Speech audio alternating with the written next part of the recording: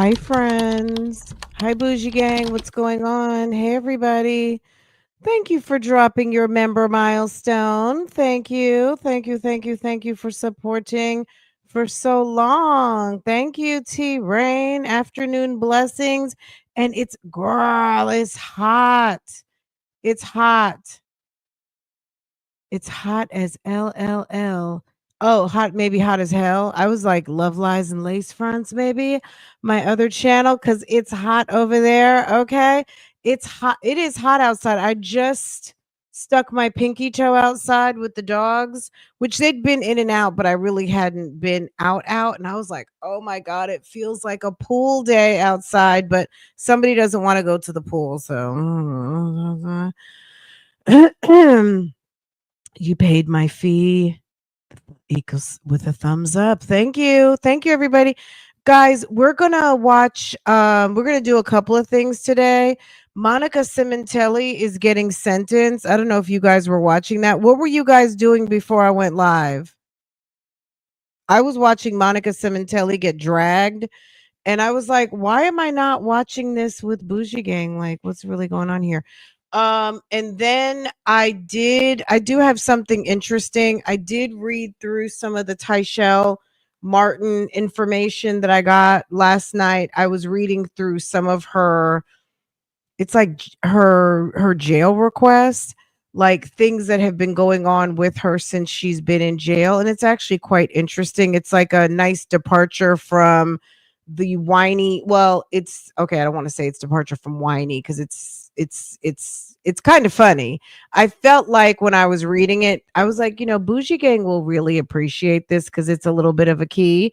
um and then of course we have to check in with your boy, which some of y'all's nephew Antoine, who is still on the lam, um and posting on Instagram and all of the things. I didn't mean for that to rhyme. It just happens sometime. Girl, look at me. I'm keep rhyming. What's going on with me?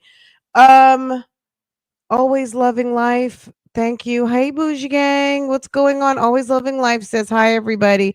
Let me see who got here one, two, three first. I hope everyone had a good weekend. I definitely did. Listen to me, 301. Hey, Boo. Vicky to the Veil. What's going on, sis? Diva Ray got here one, two, three first. Look at y'all. Look at y'all. Okay, I got natural bar. It just happens. Girl, of course he's still posting. He likes it. Derek is serious about being gone. And Antoine is busy, doing whatever he's doing. But let's go. Oh, Law and Crime, are they still live? I don't think that they finished yet. But it was, if did you guys, a lot of you guys watched it. Let's get into it for a minute. Um I so the prosecutor, she dragged Monica. Let's just get into it. You'll see. She dragged her. Monica was convicted of killing her husband, okay?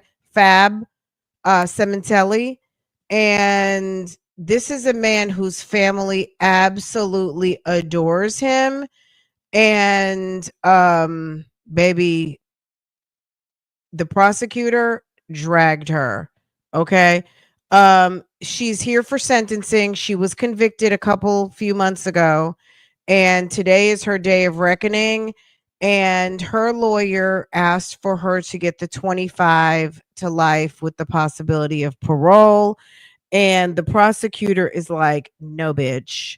Um, this is egregious, it's heinous, it's all of the things. And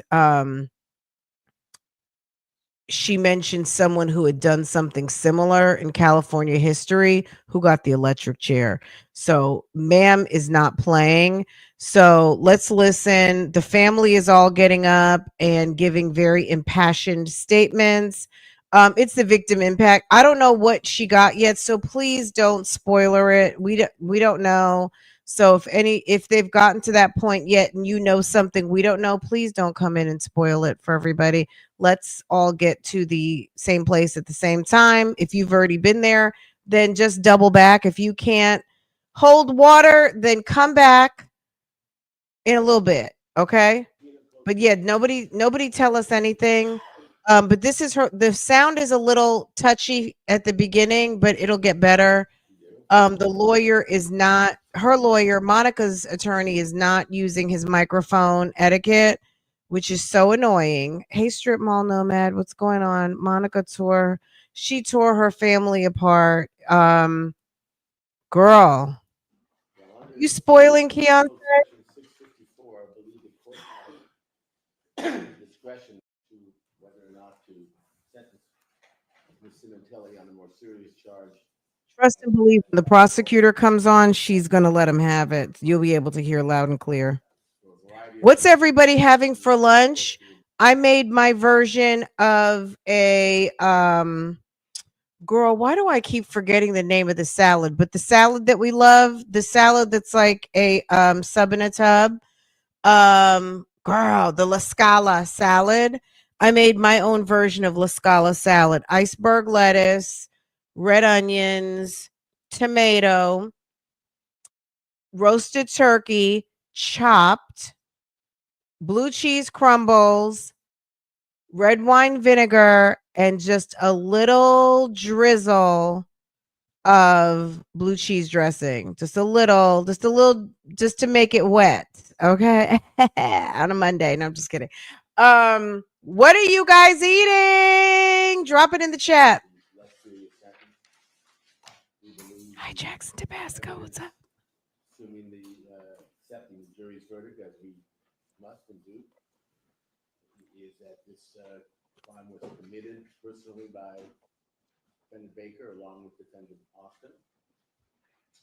So Austin obviously is receiving a far less serious sentence for the reasons La Scala is so good. during the course of the trial. Mr. Baker was given the most serious sentence. So we had the same option with him. He is the one who obviously directly participated in the murder of Fabio Sementilli, along with his co-conspirator, who he brought with him and persuaded to join him. It appears for no other reason other than to assist him in committing the crime and getting away. Without Mr. Baker, this terrible murder does not occur. Without Ms. Sementilli, I believe it still could have occurred and would have occurred. She had no direct, obviously, contact with her husband. I think that when her lawyer said that the murder would have occurred and could have occurred, how in the world would Bob from the gym have came up in his mind to go kill the husband of someone from the gym without him screwing the someone from the gym? He wouldn't. Fabio wouldn't have died because Bob wouldn't have known him to come kill him. Bob was in love with Monica. That's why that happened. When he said that, that's when I think the prosecutor, just wait for a second. The prosecutor is getting ready to drag Monica. The background speaks for itself, despite the Hey, Bible lady. Hey, boo. Oh, no. Look at that avatar. Wait a second. Was she about to throw up in that picture? My Lord. Girl. in terms of their relationship. And as far as I'm concerned, this case does not happen, this terrible murder does not occur without Mr. Baker coming into her life, for which she obviously has suffered and will continue to suffer the consequences. It was a choice she made, a terrible choice, and the results we know. Obviously, she has no prior record or history. It's going to get better in a minute. Just hold on, Ms. Lady. We'd ask the court to impose a less serious sentence. Give it about 2 minutes. It's getting ready to pop off. Parole, which I believe the court does have the discretion to do, and we ask the court to do so. Thank you. Anything else? No. Thank you. Any more people? Yes, Your Honor. Obviously, I'm sure it comes as no surprise to the court that people categorically disagree with defense counsel's categorization of what went down in this case. This is a defendant who is extremely deserving of the sentence of life without parole.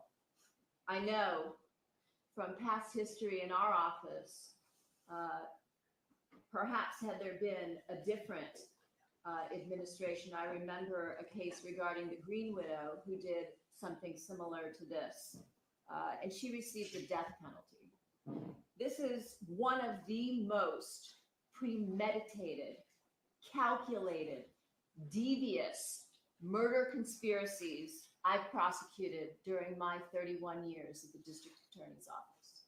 And as this court knows, I have handled numerous cases involving serial killers. This is a defendant who, but for her actions and her decisions, her husband, Fabio Sementilli, who gets lost in all of this circus that goes on every time we have one of these cases, he would still be alive today.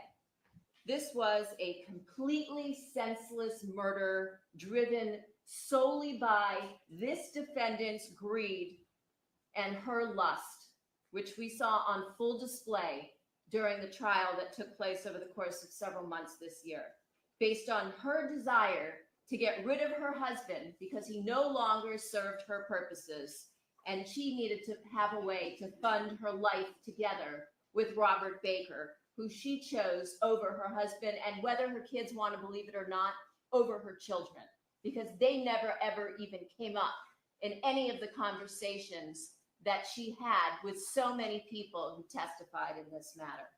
It's incredibly despicable as far as motives go, because again, without her and her plotting and her planning the murder of her husband, he would be alive today. But then you add to it the lengths this defendant went to in order to conceal and destroy evidence, and how time and time again she got others to do her dirty work for her, including her lover, so that he could get the murder done and she could take a step back and pretend to still be this loving wife, which we all know was a complete act. And once and again, it showed through the admissions that she was caught making in the jail lockup, through the letters about getting rid of her husband and wanting to marry Robert Baker, through the entire complex setup of this time frame for that day, shows a level of sophistication and planning that I rarely see in these kinds of questions, these kinds of cases. There is no question but that this defendant was the mastermind behind the murder of Fabio Sementilli. One only had to listen to Robert Baker's testimony for about 10 minutes before you got the clear picture of who was the mastermind between the two. Mr. Baker isn't smart enough to even follow up his lies with consistency. There was nothing that was credible about his testimony, and the jury so found. In addition to that, we had the testimony from Christopher Austin, and while he was kept out of the center of the conspiracy between the defendant and her lover, Robert Baker, he knew enough that this was being done at her behest. And as I've said from the beginning of the trial, this case was about the ultimate betrayal. This was one that I'm sure Fabio Sementilli never could have imagined in his wildest nightmares was coming, that his wife was literally plotting his murder with her lover.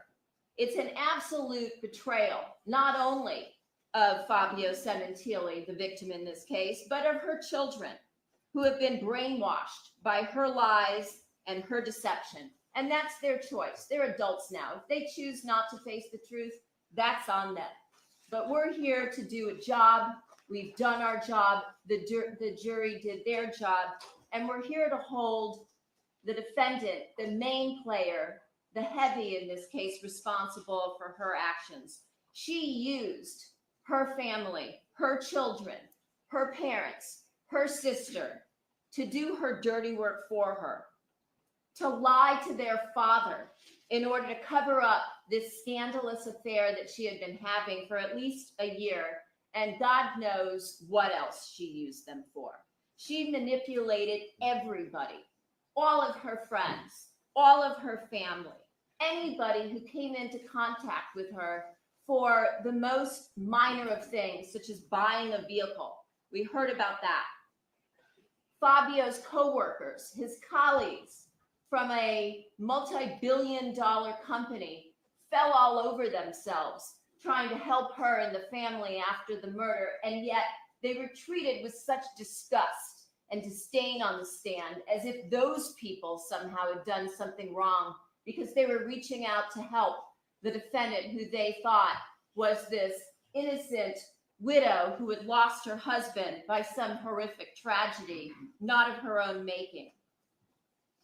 What we have in this case, just to be clear, although I think it was very clear through the trial, was the fact that this defendant and Robert Baker are a perfect match. You have two sociopaths who are completely incapable of any feeling of remorse or guilt from the beginning until the end. And even now, the defendant is sowing a news story about how she somehow was taken advantage of by Robert Baker. And the stories, the defenses just continue to change as she sits in the jail. I think she's probably even convinced herself of that at this point, which is completely typical of sociopathic behavior. They only feel sorry for themselves, believing they're the true victims here.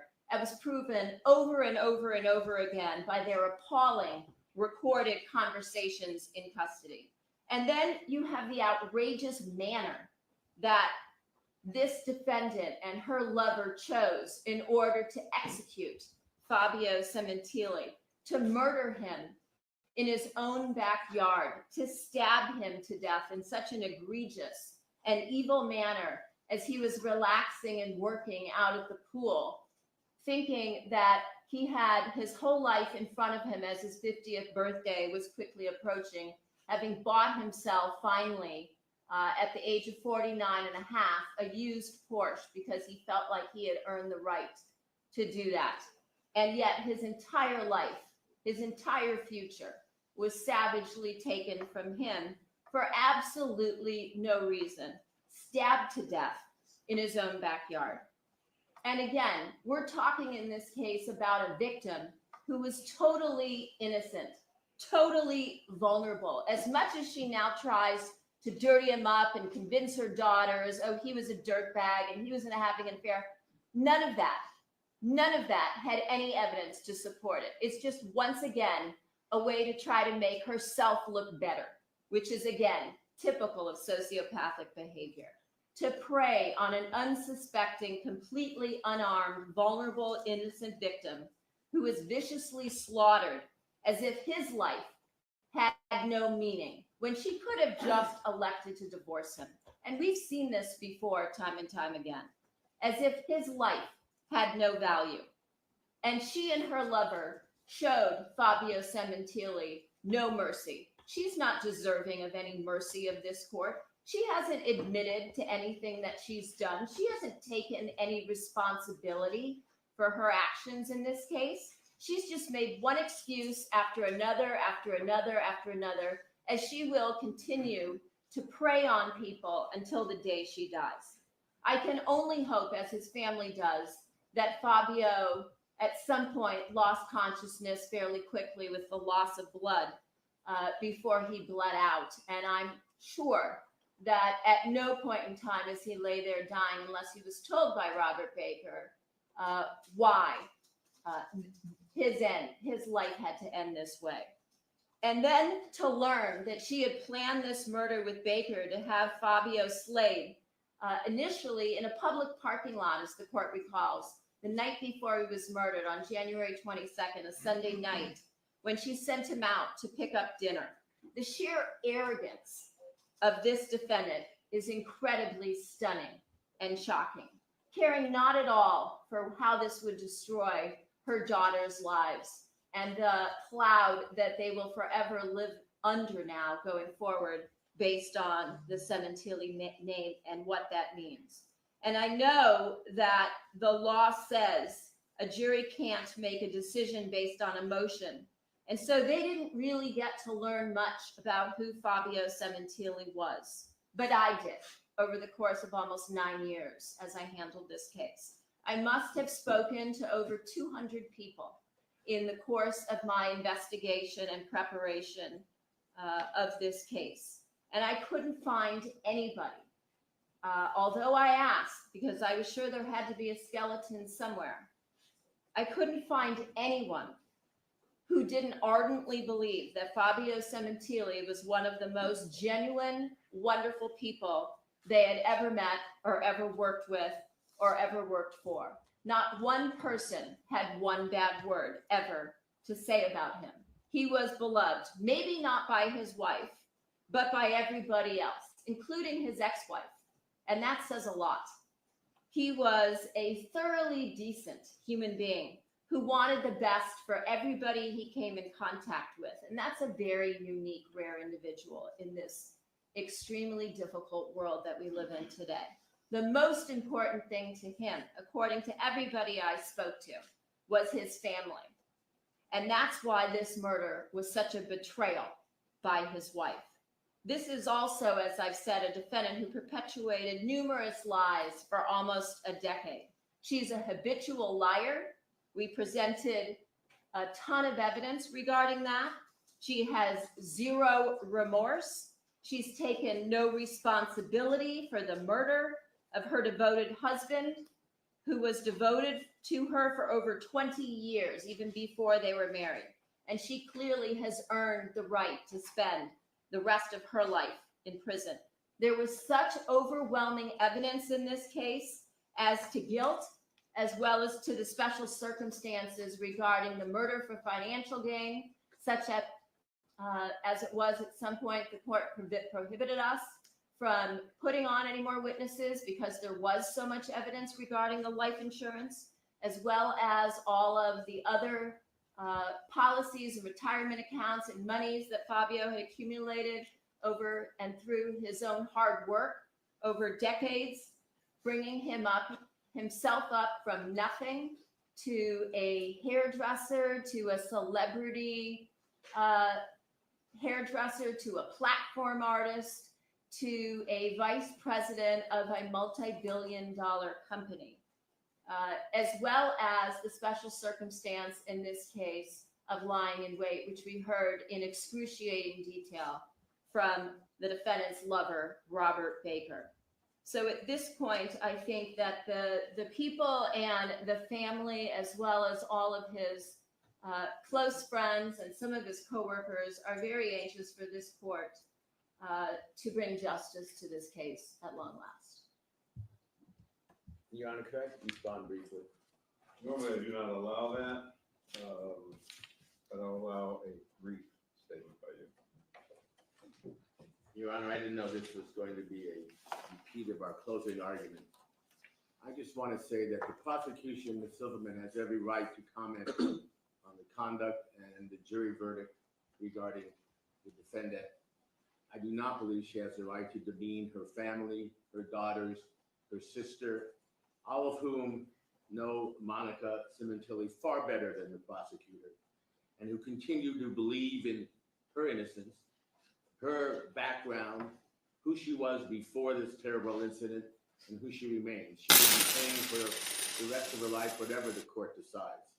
But the idea that her family, who testified on her behalf, somehow makes them less individuals who care about their father or their mother-in-law or care less about what occurred here is simply wrong. They love their daughter, and they love their sister, and they love their mother. And that is their right. And they testified under oath here what they felt and believed and still believe. I do not think it's proper for the court to consider, and I don't think the court will, but for the prosecution to attempt to demean their character and their love for their mother and their sister, as Ms. Silverman has just done, and I object to it. All right, thank you. Ms. Sementilli, Yeah, I did no such thing. There are. She said, "Yeah, I did no such thing." Um, she had her foot on Monica's neck. Absolutely, she delivered a very impassioned speech, and I don't blame her. This was a very long trial. If you guys were watching it, it was long. It was months. Maybe they were at it for about I'm gonna just say 3-4 months. It was long. Robert Baker, her co-defendant or the co-conspirator, let's say, he was on the stand for maybe a week and a half. It was a solid week, if not a week and a half, just going through the details of his disgusting behavior. It got pretty nasty. Um and anyway, let's hear from the family. This shouldn't go on too much longer, but I like I said, I was sitting watching this and it was lunchtime and I said, you know what, Bougie Gang I know is gonna want to see this. T Rain, always loving life. Thank you. Okie dokie. Thank you, Boo. Thank you for dropping your member milestones. I appreciate all of you guys who support and members. Mwah, chef's kiss. Thank you so much for not only watching, but contributing those dollars to help support this channel and everything that we do here. So thank you guys. I appreciate y'all very, very, very much. I think you guys were dropping lunches in the chat. So keep dropping the lunches in the chat. Let me see what you ate. all right, if I can, I'm addressing all those that are going to testify or give a statement. You do so at the podium. Identify yourself, please, and you talk to me. You do not talk to the defendant.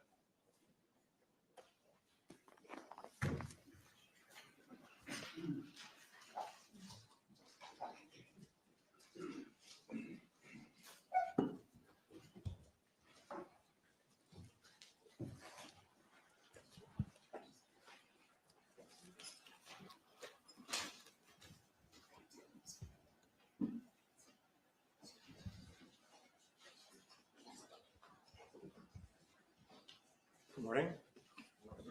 My name is Luigi Sementilli. I'm Fabio Sementilli's son from his first marriage.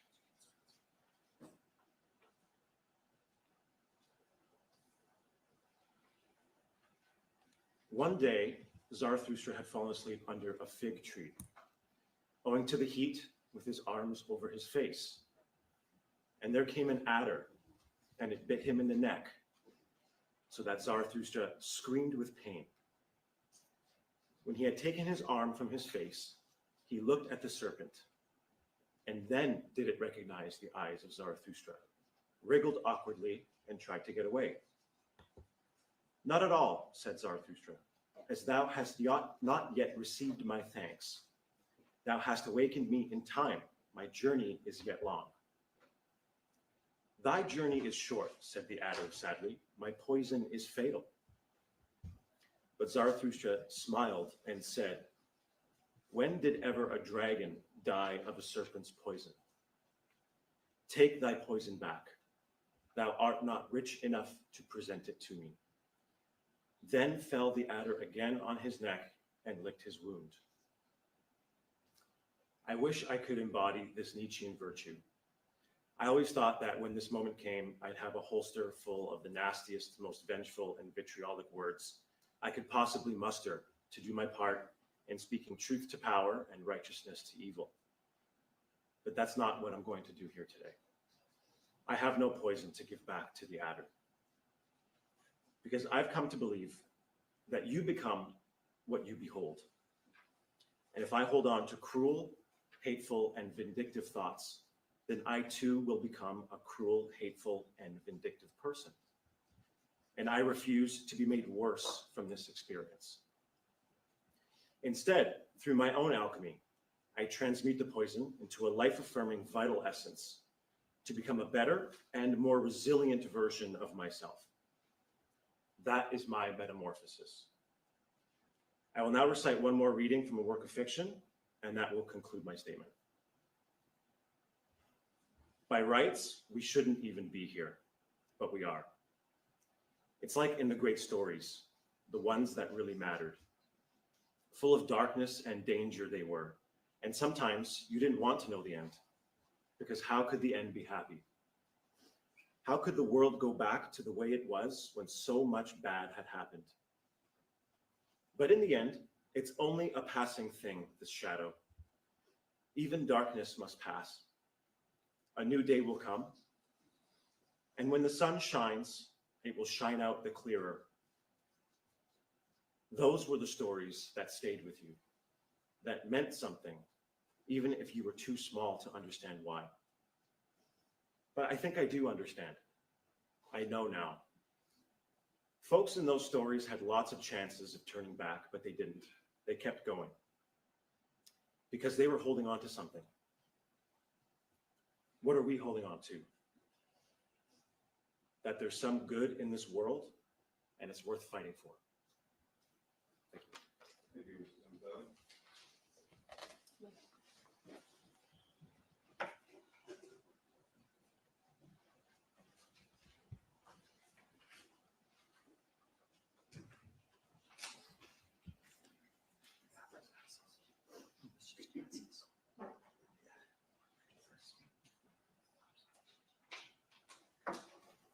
Morning, Judge Cohen. Okay.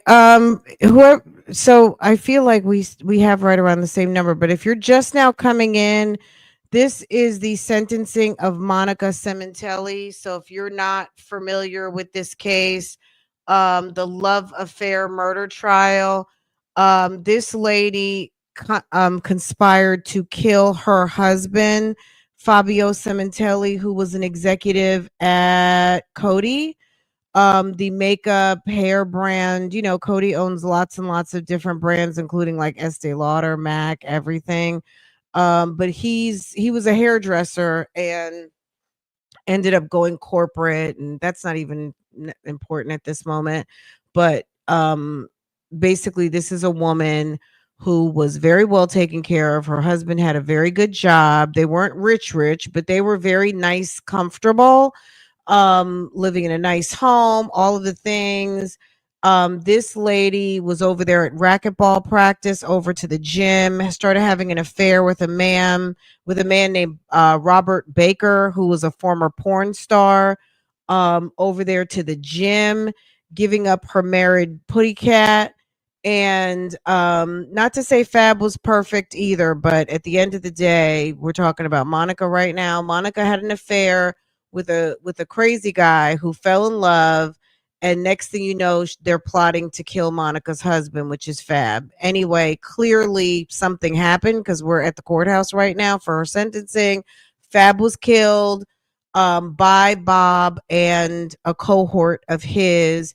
Monica was found guilty for conspiring to kill her husband, kind of like the same as a Lori Vallow and all of her shenanigans. And here we are. And this is the family now giving their victim impact statements. And that's it. That's all. Can someone drop a member link? Absolutely, Octavia. Thank you so much for asking. I appreciate that.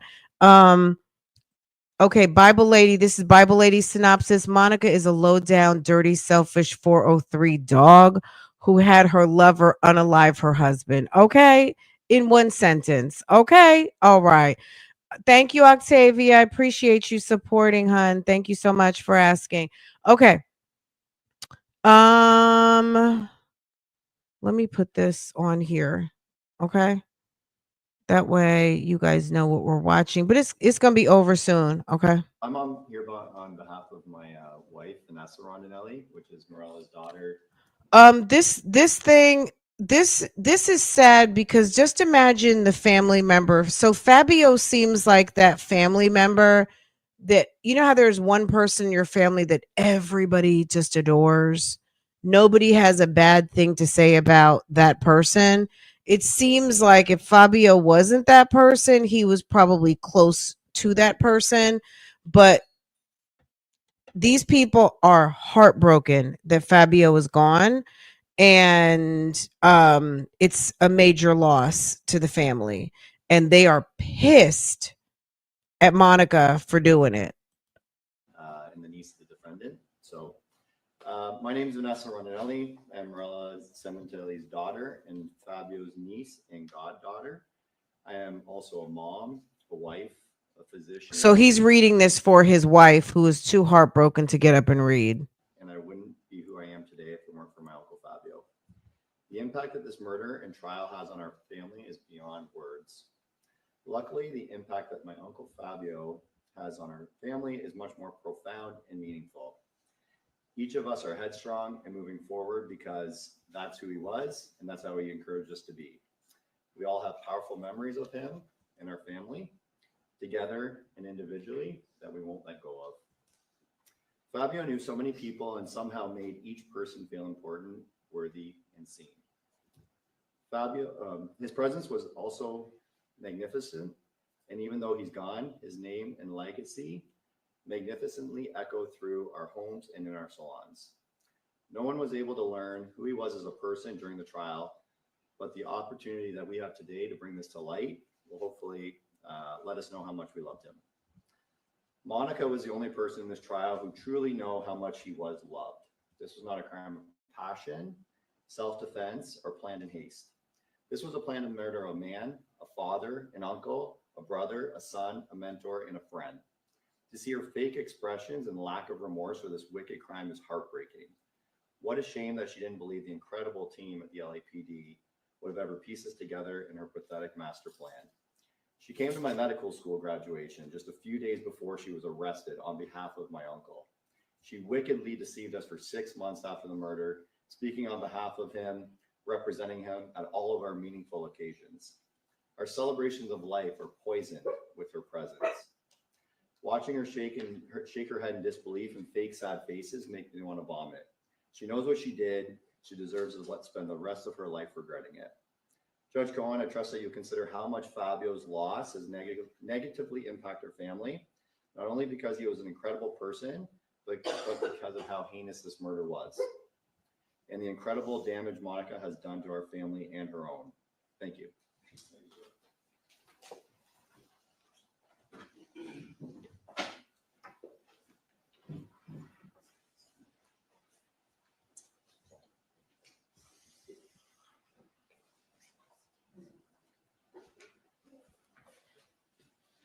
Good morning, Your Honor. My name is Isabel Pacillo. I'm married to Daniel Pacillo, one of Fabio Sementilli's nephews. I've never had the chance to meet Fabio. Over the years, I've heard countless stories about him, stories that painted the picture of a kind, generous, and remarkable man. But that's all I'll ever have, other people's memories and stories. I would like to know him myself. That opportunity was stolen from me by Monica. Because of her, I've had to watch my husband and his incredible family relive a trauma so deep, so devastating that the wounds it left will never fully heal. Because of her, my first year of marriage was not filled with the typical joys, celebrating new beginnings and building a life together. Instead, every happy moment was shadowed by grief. Every celebration came with a painful reminder of what was lost. The hardest part has been watching my best friend, my husband, struggle. I've seen him consumed by sadness, anger, and depression.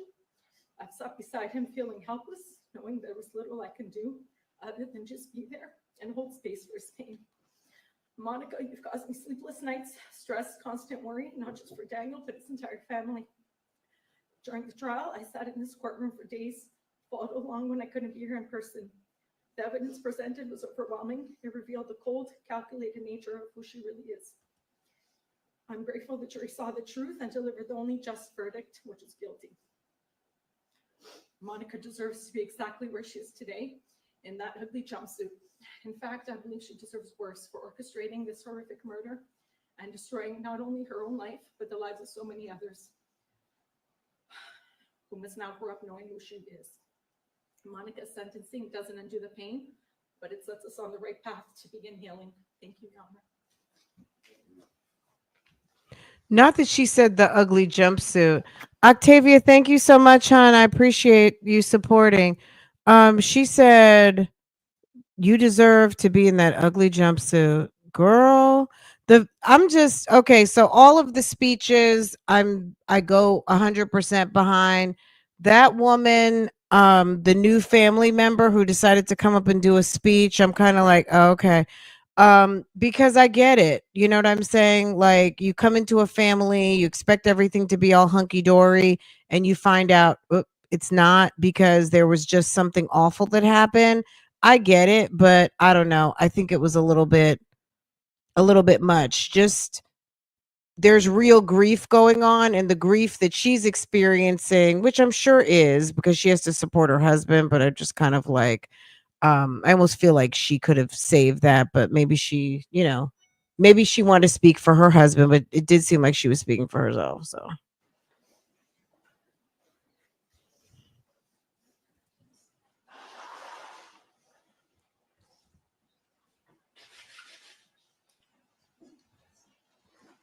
I mean, are Monica's kids gonna get up? I guess they get to speak after the victim impacts, right?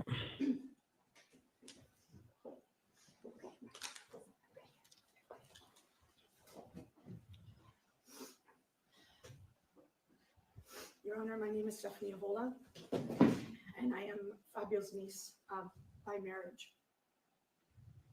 Your Honor, I stand here today a woman traumatized, angry, and heartbroken.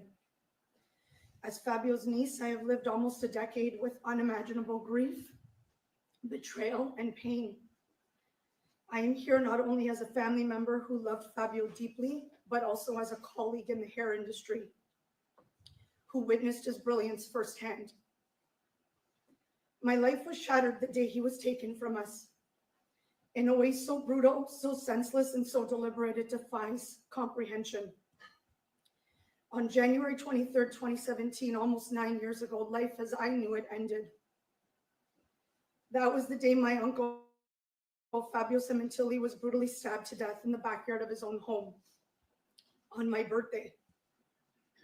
The same home where he had built a life, raised a family, and welcomed people with open arms. And the same home where his wife, Monica Sementilli, the woman he trusted more than anyone, conspired to have him murdered. Fabio Sementilli was everything his killer, Monica Sementilli, is not. He was kind, he was loyal, he was generous, he lifted people up, he didn't destroy them. He led with integrity, he loved with his whole heart. He made people feel seen, valued, safe, and inspired. Fabio brought joy, wisdom, and light to the world and everyone around him. Monica Sementilli brings darkness, manipulation, deceit, destruction, and death. Damn. Fabio gave his entire life to building others up. Monica spent years secretly tearing his life down. Fabio was loved. Monica is despised. Fabio Sementilli wasn't my uncle by blood, but he was my uncle in every way that truly mattered. They are trying to give her something to think about when she gets back to that jail. On her way to the prison, they're giving her all kinds of like, bitch, we hate you. He was family. He taught me to believe in myself, to chase my dreams, and to build honest relationships. He showed me the importance of family, family created through friendship, through work, and through love. He taught me about an industry he loved deeply.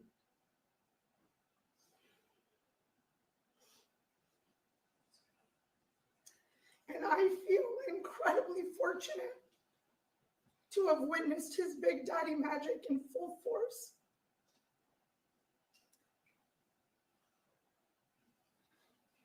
Both on stage and behind the scenes.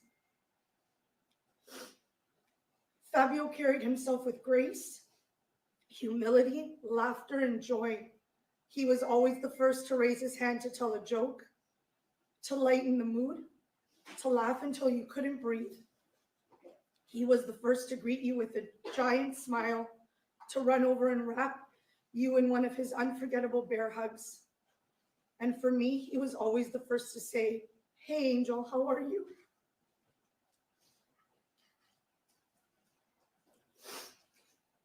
Fabio's favorite saying, "Charge the mountain," has become a daily mantra for me and my family. For 8 years since Fabio was brutally and senselessly taken from us, that phrase has helped us get through. It reminds us to push forward even when we are broken. And losing him is not just pain, it's betrayal. Fabio was taken from us by the very person he and our family trusted most. What happened wasn't random, it was planned, calculated, evil. And it came from someone who shared his home, his life, and his heart. It came from a woman my family showed love and respect to for over 20 years. The same woman who smiled in our faces while plotting Fabio's murder behind our backs. The same woman we comforted, supported, and defended while she betrayed us all. The same woman who played the grieving widow while secretly having an affair with a convicted sex offender, conspiring with him to kill her husband. And so today, Your Honor, I stand before the monster who deceived us all and who set this entire plan in motion, who lied, who schemed, who manipulated, and who murdered.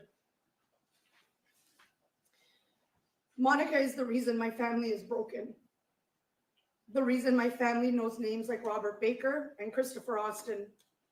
The reason Fabio is dead. The reason we have all been dragged through this unbearable lifelong nightmare. The reason a 2.5-month trial was held, and the reason we are all here today. None of us sitting in this courtroom today could have possibly imagined the level of pain, betrayal, and sheer evil that would rip through our lives and redefine who we are. That is the evil of Monica Sementilli, an adulterer whose selfishness, treachery, and complete absence of human decency shattered our family, destroyed the man who trusted her most, and left us all with a life sentence of grief, rage, and unanswered questions. A monster who was found guilty on April 11th in this very courtroom by 12 unbiased jurors. Guilty of first-degree murder, conspiracy to commit murder, murder by means of lying in wait, and murder for financial gain. 12 strangers, 12 people with no connection to our family. And yet, after hearing the evidence, after seeing the lies and the cruelty laid bare, they saw the truth as clearly as we always have. I remember that phone call from my husband. The call that shattered everything.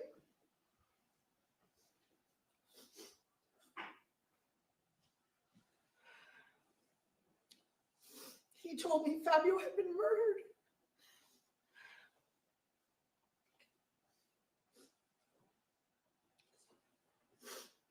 I dropped to my knees in pure grief. Pain shot through my body like electricity. I was sick to my stomach.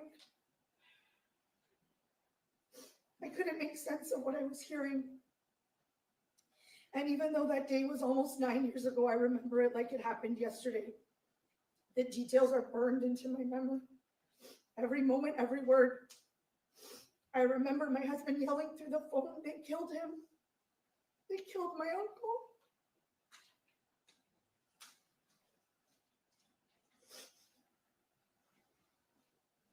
I remember the horror that gripped me. I laid awake that entire night, unable to close my eyes, tears streaming down my face, praying to God that this was some kind of sick joke, that I'd wake up and it would all be a mistake, that Fabio would still be alive, and that things would go back to how they were. But they didn't, and they never will. Almost 9 years later, the pain has not faded. The trauma of what happened to Fabio, of how he was taken from us, still haunts me as deeply today as it did the moment I first heard the news. It is a relentless, paralyzing grief, a kind of sadness that doesn't ease with time. It lives in me. It shapes my everyday. It has stolen my peace, my sleep, and the sense of safety I once had. This wasn't just a loss. It was a brutal, calculated murder, and I am still living with the wreckage. After the murder, I remember how I began to question things that didn't seem right. I was trying to make sense of something so senseless, and it never made sense. I couldn't believe that just days after Fabio was brutally murdered in his own backyard, the wake was held in the very place where his life had been violently taken, complete with a carefully arranged shrine by his devoted wife. I was terrified that my husband had to be in that house. Who would want to gather there? How could Monica find comfort in a home where her husband had just been murdered? How was she able to compose a memorial for Fabio just days after finding him dead? It felt disturbing and unnatural. I couldn't believe that my husband and family members were asked to take Fabio's belongings, his tools, his suits, his jewelry, back to Canada. It felt cold and cruel. Just days after Fabio was brutally murdered, it felt like there was already a rush to erase him. Please turn off electronic devices, please. To move on. Wouldn't you want? What did he say? Did someone say something? Hold on. He said, please, please. To move on. Wouldn't you want every reminder of him close? Especially after losing him. Wouldn't you want? Please. Please turn off electronic devices, please.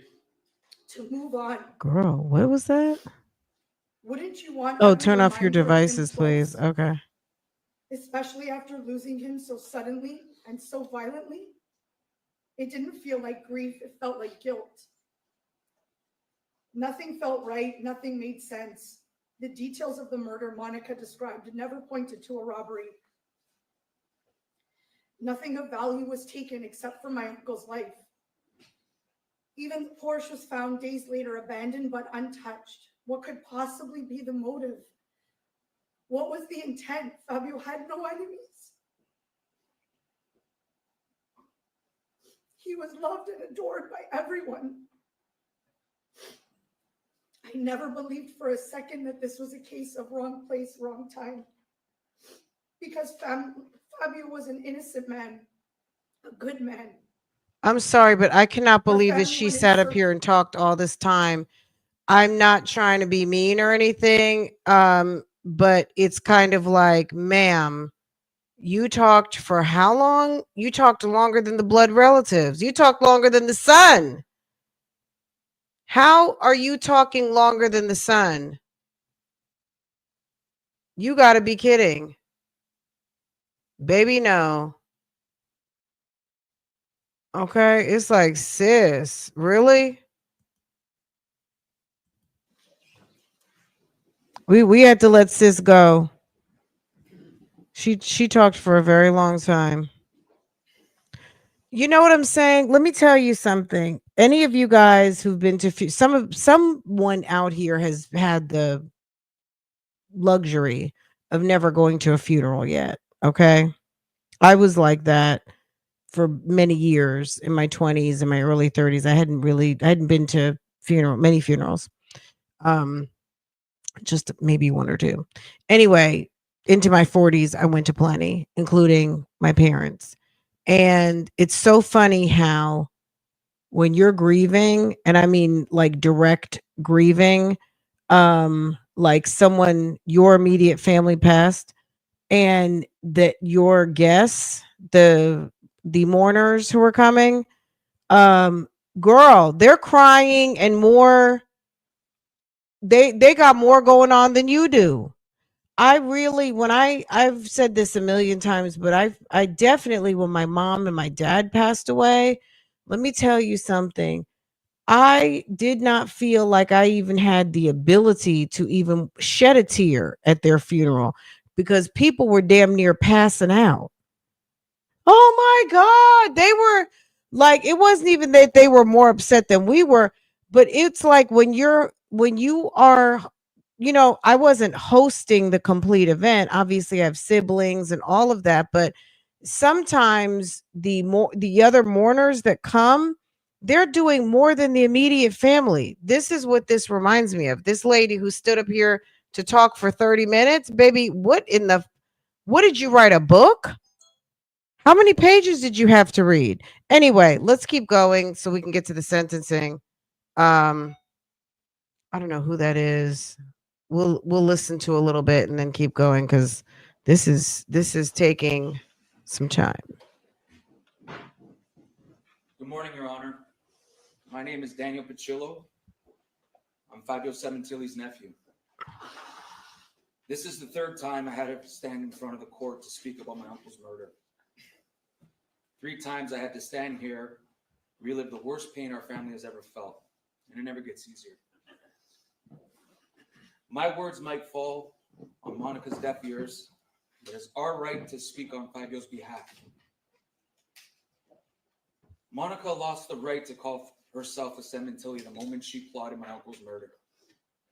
She didn't just plan a murder. She lived in his house, slept in his bed, looked in his eyes, and set him up to die.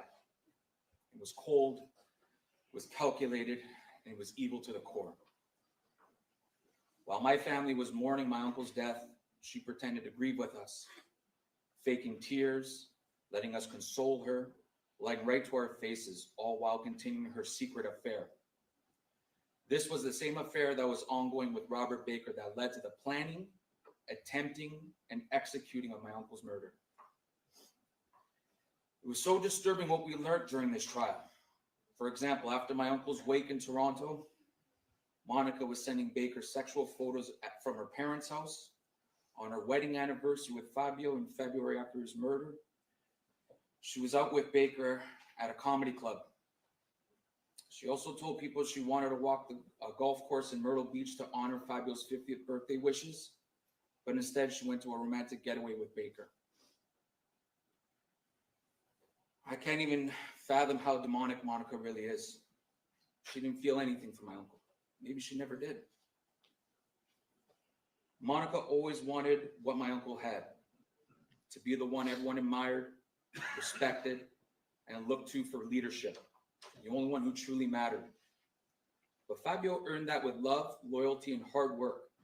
Monica didn't want to earn it that way, so she took the shortcut. She tried to steal the spotlight by destroying the only person who truly did deserve it. But here's the truth. Fabio Sementilli was everything she will never be, and the world now knows it too. After my uncle's murder, Monica personified herself as a victim. That's all she did to fool us. That's how she got away with it for so long, but the act is now over. All her dirty secrets are out in the open. And Monica needs to know, from now on, every time someone searches her name, there are 3 words to be associated: affair, murder, and guilty. That's her real legacy. Monica's future is exactly what she earned: a life behind bars. A cold, filthy cell stripped of comfort and control. No attention, no spotlight, no one left to manipulate, no freedom. And that's what truly destroys people like her. Not just the prison walls, but the reality that she'll be missing everything that matters: birthdays, weddings, graduations, and even funerals.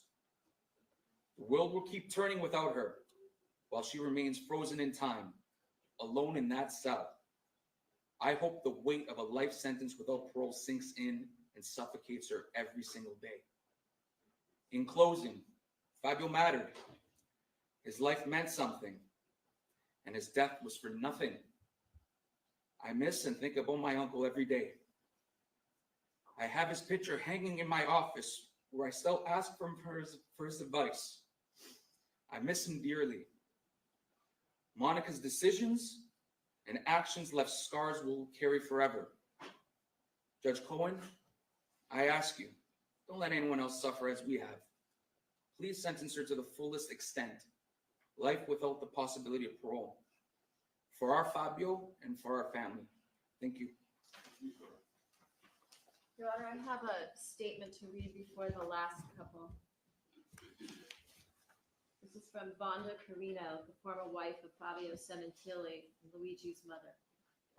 Your Honor, Judge Cohen, I am the person whose life was upended the moment she chose to involve herself with my then husband, Fabio, a married man, the father of my young child.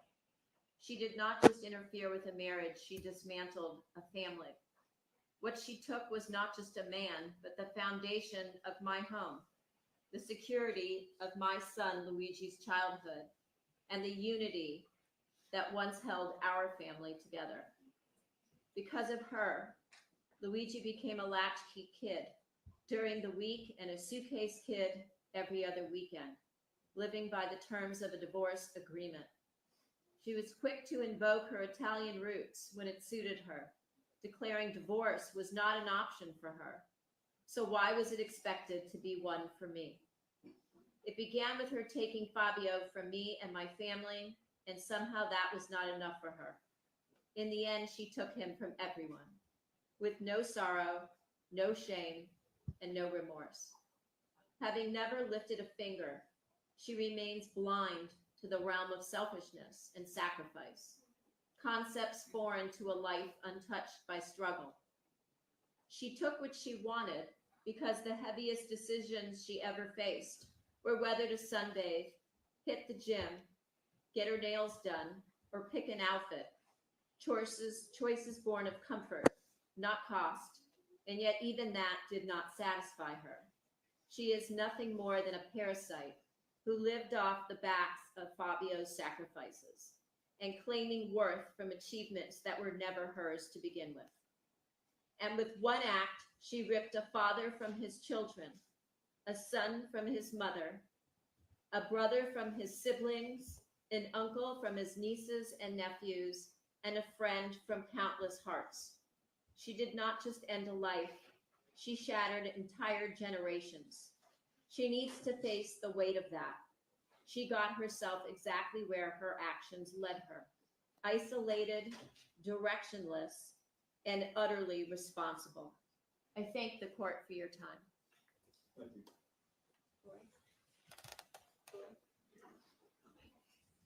Yeah.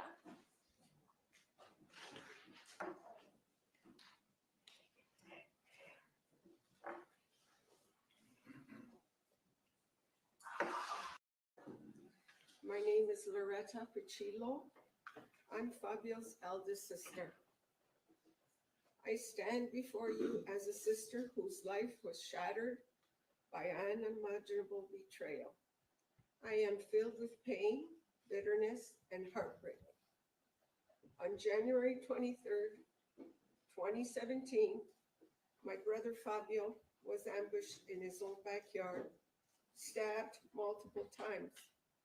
One of those wounds pierced straight through his heart.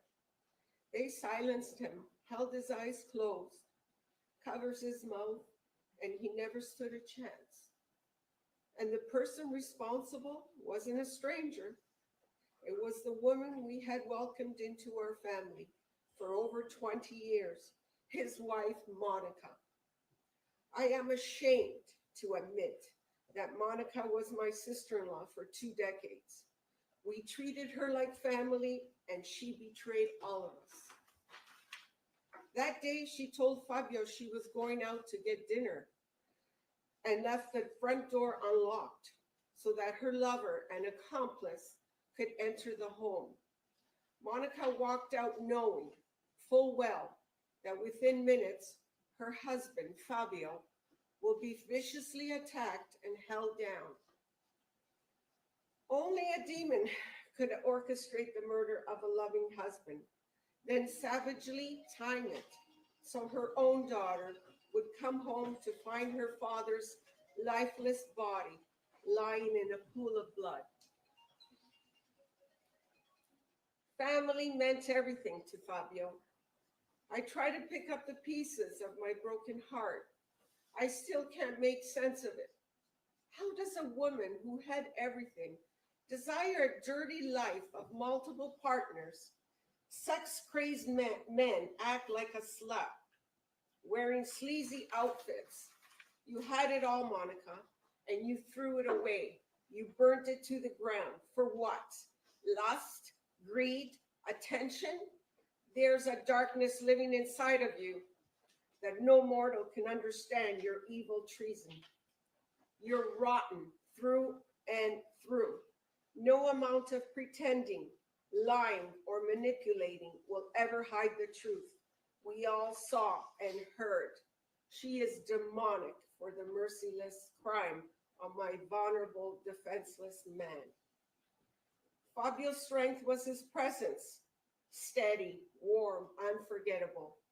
He had a bold, radiant force that drew people in and made you truly feel seen. His laughter was the soundtrack of every room he entered, deep, joyful, full of life.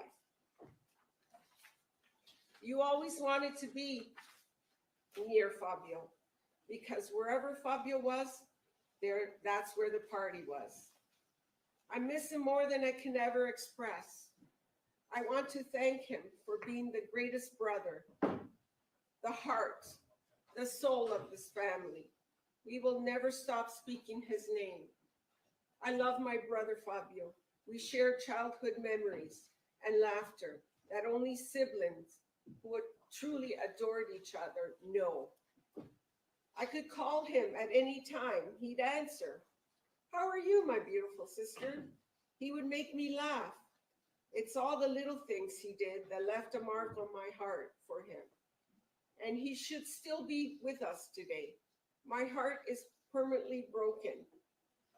He mentored people across the world. He gave without ever expecting anything in return. I am forever proud of my brother, especially when people from all over the globe share on how Fabio changed their lives, how his kindness, wisdom, and generosity left a lasting mark. As Fabio grew older, he held a broken family together with strength, laughter, and love, never once complaining. My brother was so excited to turn 50 in 2017, and it is agonizing to reminisce of the 50th birthday celebration that never happened. All he wanted was to go to Pebble Beach. How can I ever forget this deceit? How will I ever heal? When will there ever be rest for my heart? I turn to you, Judge Cohen, to facilitate a sentence fit for the monster who took away his right to live. The same woman who sat at our dinner tables, laughed with us at our birthdays and holidays, was the calculating architect of my brother's murder. My heart sank when I came day after day to this courtroom, week after week, afraid to learn that there was an earlier attempt to take Fabio's life on January 22, learning that she was planning on taking his life in a plaza while ordering food for his girls is a visual I can never forget. Monica never displayed an ounce of sorrow or a tear, regret, or responsibility. She sat there with a stupid look on her face and a pout with sheer malice, lips pressed together in a frown, but her eyes gave it all away. I saw arrogance. The prosecution delivered a mountain of evidence, unraveling the truth for the world to see and hear. I was traumatized all over again, day after day, week after week, the chilling truth of the secret life Monica had been living. And hearing Baker and Austin explain the most unbearable details, hearing how they crept up on my brother while he was sitting peacefully in his favorite chair, a place that was supposed to be his sanctuary, turned into the site of his execution. Monica, for this, I pray you will burn in hell. Your pathetic soul can rot from the inside out for all I care. I will recover knowing that you are in a hellish prison, serving a life sentence, which is still not enough for what you did to Fabio. You manipulated your daughters, your stepson, our family, Fabio's co-workers, and friends, using everyone for blood money so that you can fund that animal of your boyfriend, Baker.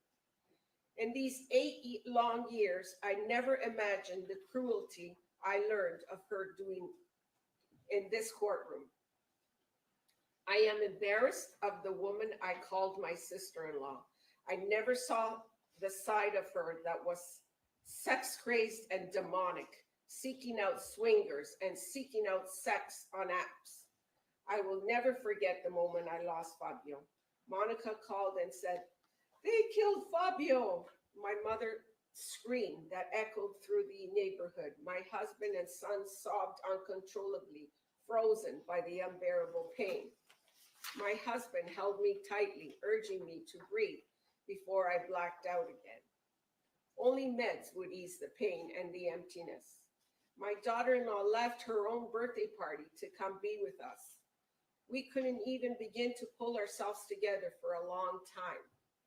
Monica said in front of all of us to carry no negativity in this house.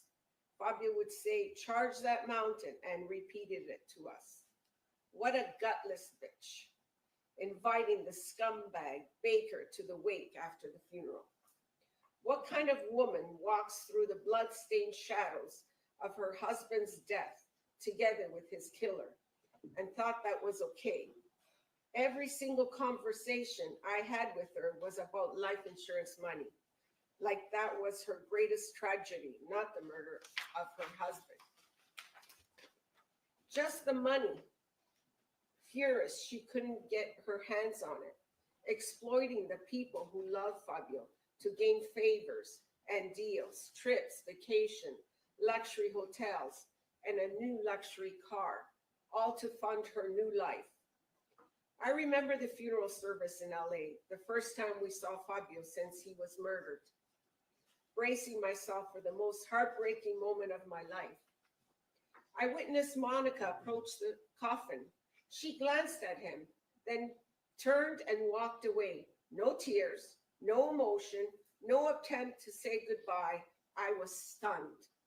Deep down, something felt off. She wasn't shattered by the violent loss like I was.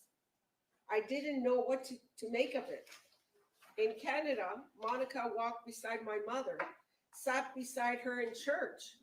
There is a hole in my heart that is so profoundly painful that the devil woman touched my mother in her most fragile time. My mother never saw justice served and died of a broken heart. In court, we learned of the horrifying truth of how she shared her nude photos with her lover. What a sick, demented woman she is. While my brother was being cremated, she was sexting with her lover. This same shameless wench never grieved. She taught the girls to run around and do whatever felt good, just so she could do the same. It was hard to see the heartless testimonies and the lies of Monica's friends and family. I remember feeling horrible and disrespected by Monica at the cemetery when she turned to me holding the urn and so abruptly, so aggressively threw the urn over to me, and I nearly dropped it. I was stunned and I failed to call her out. I felt horrible and disrespected. Monica told us she was broke, unable to pay for her husband's burial. Meanwhile, this tramp was taking trips, flights, and staying in luxury hotels, paying for luxury cars and dinner dates like a cash cow. It makes me physically ill. So many of Monica's lies, her double life, her manipulation, her betrayal, were exposed in court and displayed for the world to see. Even in death, Monica denied Fabio dignity. As a mother, I suffer to understand what is Monica teaching her daughters, that a good man who adored her could be disposable like trash to carry on with a lover. She is guilty of passing down a legacy of cruelty, deceit, and moral emptiness. And while we showed up every day in court to fight for Fabio, her sister Anna Larson and Monica's family never showed any pain, tears, or grief when they saw the murder scene. I wanted to stand up and scream, "Your daughter did this. She viciously murdered him, leaving him to die alone. None of them showed a sign of pain. What a disgusting bunch of animals. It makes my blood boil. They turned their backs on him, just like Monica did." Monica's sister, Anna, took the witness stand and said something I will never forget. She said, "You can have a great marriage and love someone and still cheat on them. It happens all the time." How sickening. That isn't marriage, that's betrayal. You can go ahead and call yourself Mrs. Baker now because you lost the right to the Sementilli name. The world sees you now for what you are, a whore and a murderer. You shattered your daughter's futures. I'm sorry, but she called her a whore. She called her a bitch. She called her a whore. Wow, a wench, a tramp, a cash. Girl, do you imagine? Let me tell you something. She deserves all of this because as I'm sitting here thinking, you know what I'm saying? Like if someone took my brother out, I would feel the same way. You know, it's deep.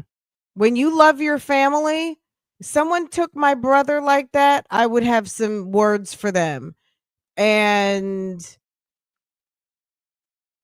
yeah, period. I mean, there's just no other way to say it. So I feel her on this. Like as a sister who has one brother, whether I had 10 brothers, but just one brother and you take him out, bitch, I'm coming for you. You know what I'm saying? So yeah, I Their get it. innocence and destroy the safety of their world.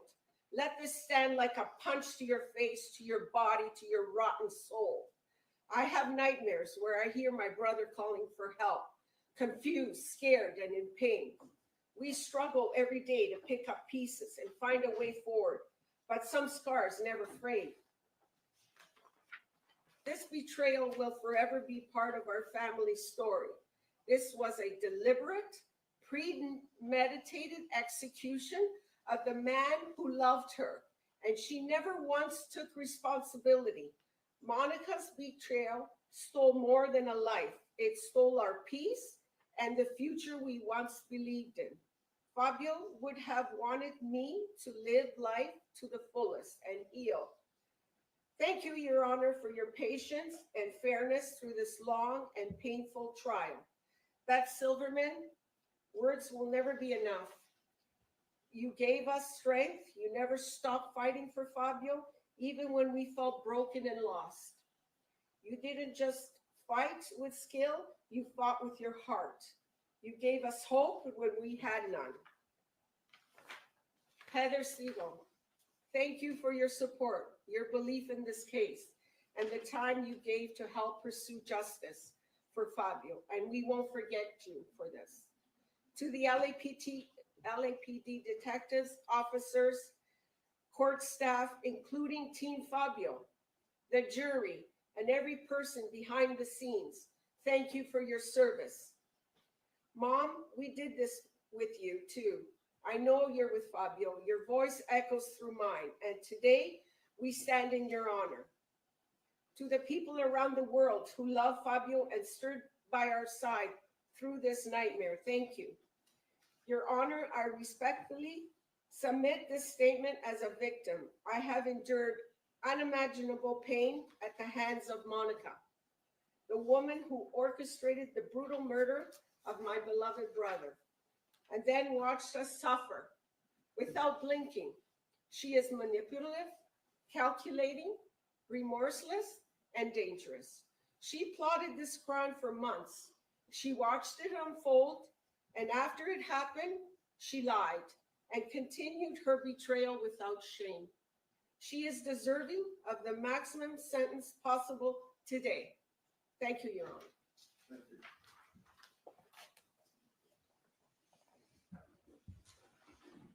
Give her the maximum sentence possible today. It's over, Monica. Her lawyer has mastered how to sit and block her because we can't even see her face now.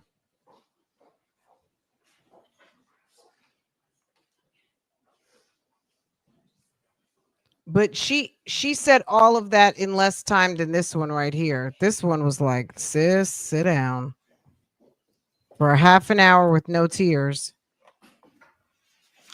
This one getting ready is getting ready to. Members of the court, my name is Mirella Sementilli, and I want to apologize in advance if some of my words may offend.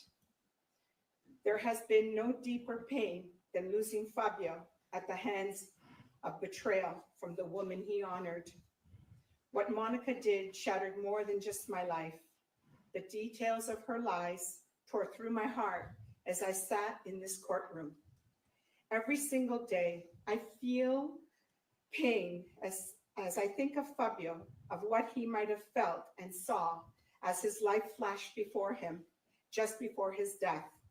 The faces of Baker and Austin repeatedly attacking him and knowing that Monica was behind his heinous attack. It haunts me to think how much my brother suffered, that it brings me to my knees. He was sitting in a special chair, the one place he treasured, and it tears a strip from my soul thinking about Monica's sentencing and how I pray she has a life in a prison for her life sentence. Fabio Sementilli was more than a man. He was a beacon of light, of love, and of loyalty. He lived with a full heart, opening his life to help others see their potential. I loved him every day, and I miss him terribly. He treated his family and friends with respect and was loyal to a fault. Fabio grew up with no father from the age of 11, and our mother sacrificed to raise a family with dignity. Since the day I met Monica over 25 years ago, I respected her like a sister because my brother wanted to build a life with her. Reminiscing is too painful, and it deepens the wounds. I've spent the last 6 months learning about the depths of the deceit and the evil Monica brought into our lives. Every day has the details of her unfaithfulness, her greed, and her lack of accountability unfolded during the trial. I relive the pain of my loss and the merciless murder of my brother Fabio. We came to this courtroom for 72 days seeking justice, and I found solace in the testimonies of people who loved and honored my brother. With little to no sleep, I wanted to be here in this very courtroom for him. I am forever proud of my brother, and I will always remember his boyish smile, beaming with pride as he created his magic, styling and shaping hair like a magician. He loved being a hairstylist behind the chair. He worked hard as a vice president for the Wella division at P&G. With his team, he proudly charted new paths and took huge strides to make a difference in the hair industry. For my brother, this was an American dream. His memory will forever live, especially in the hearts of hundreds of thousands of people who support him and our family.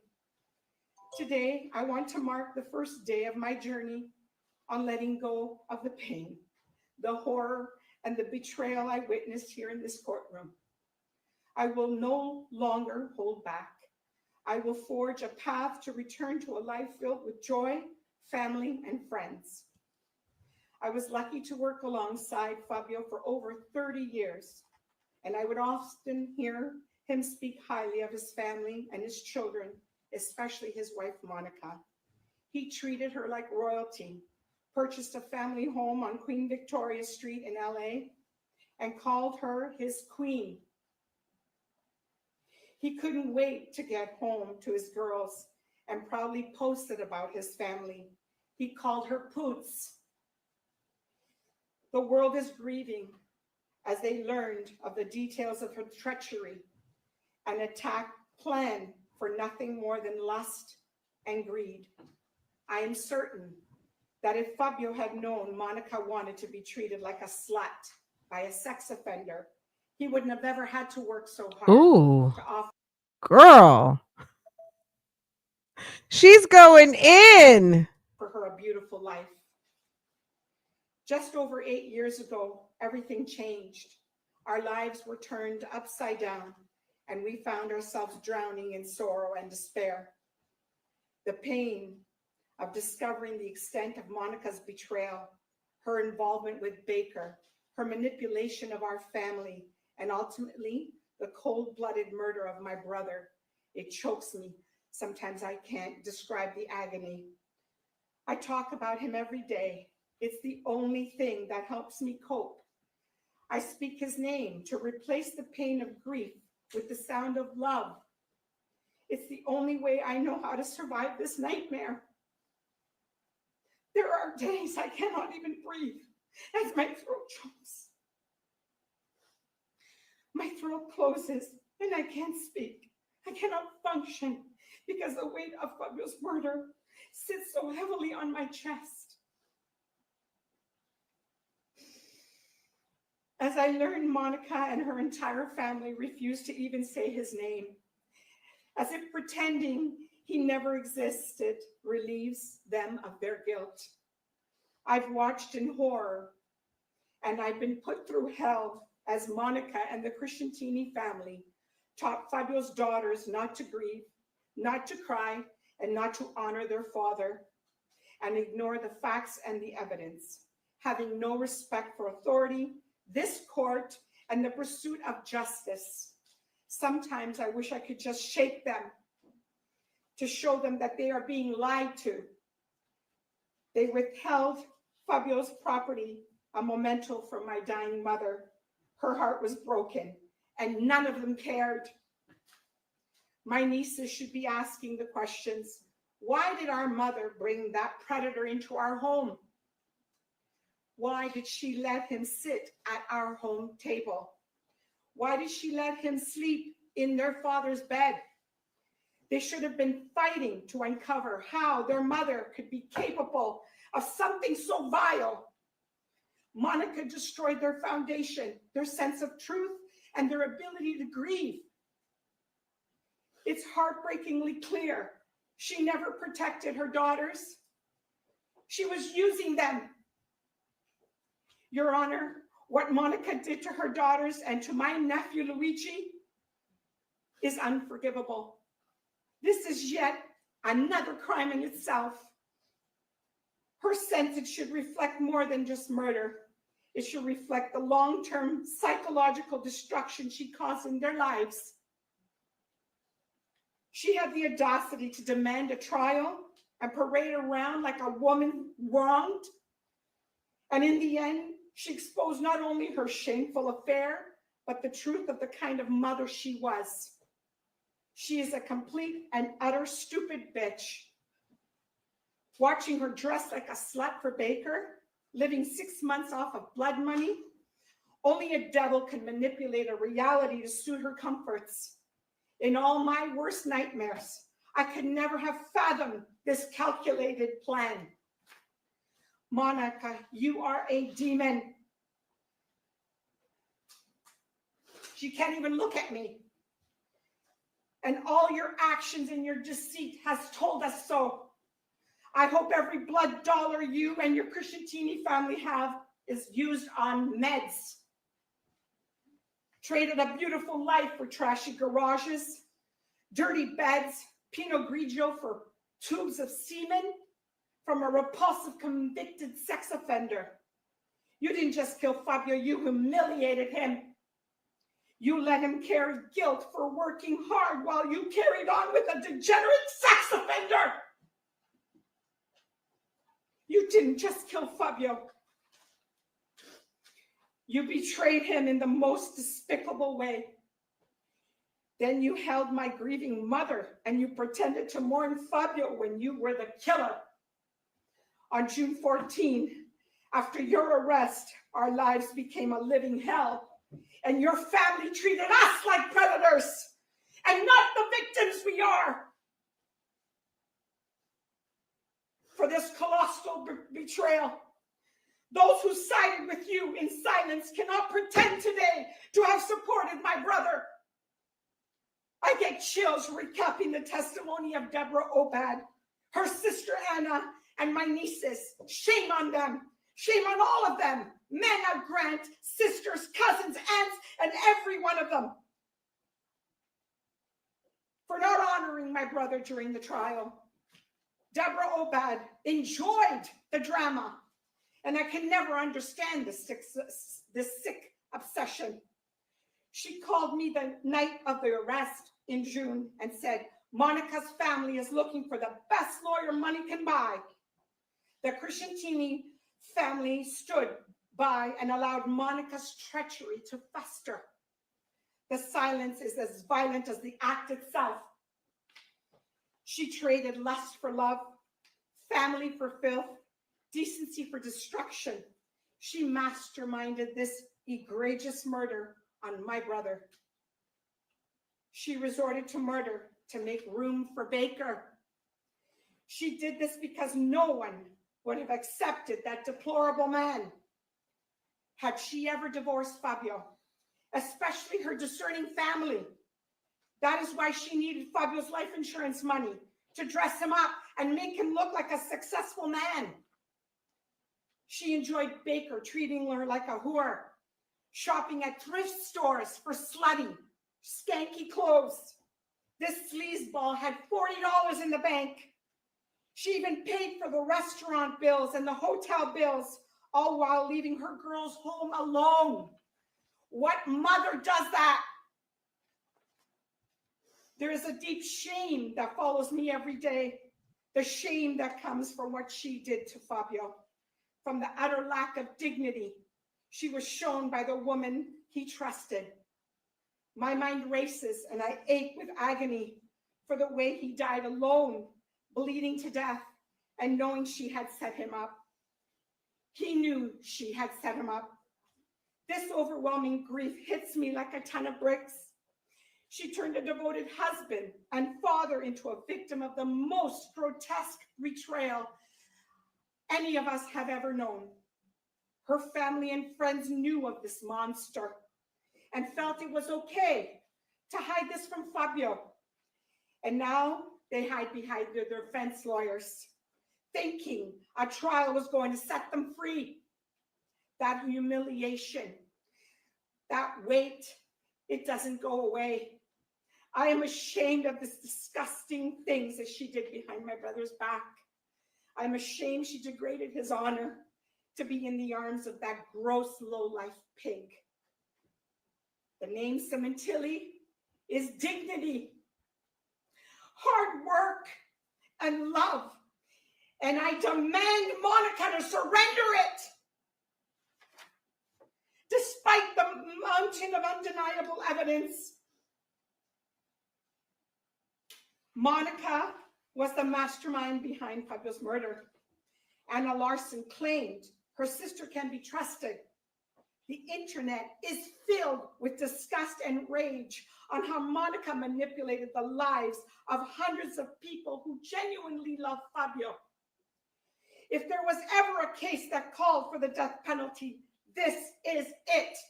Monica Crescentini and the co-conspirators acted with such depravity, such calculated cruelty, such complete disregard for human life, that it's clear they represented exactly the kind of evil for what the death penalty was intended. She could have chosen divorce and let my brother live. This disgusting pig before you had 2 legs, which the whole world saw, and she could have quite capably go to work to earn a living to support her and her sex-crazed fantasies instead of choosing a murder. After years of agony, the truth has triumphed. On April 11, Monica Sementilli was found guilty. And in that moment, for the first time in over 8 years, I felt the weight of injustice begin to lift. I will carry with me for the rest of my life a deep gratitude for the 12 individuals who honored their sacred duty. They listened and they made sure Monica was held accountable for all the destruction she caused.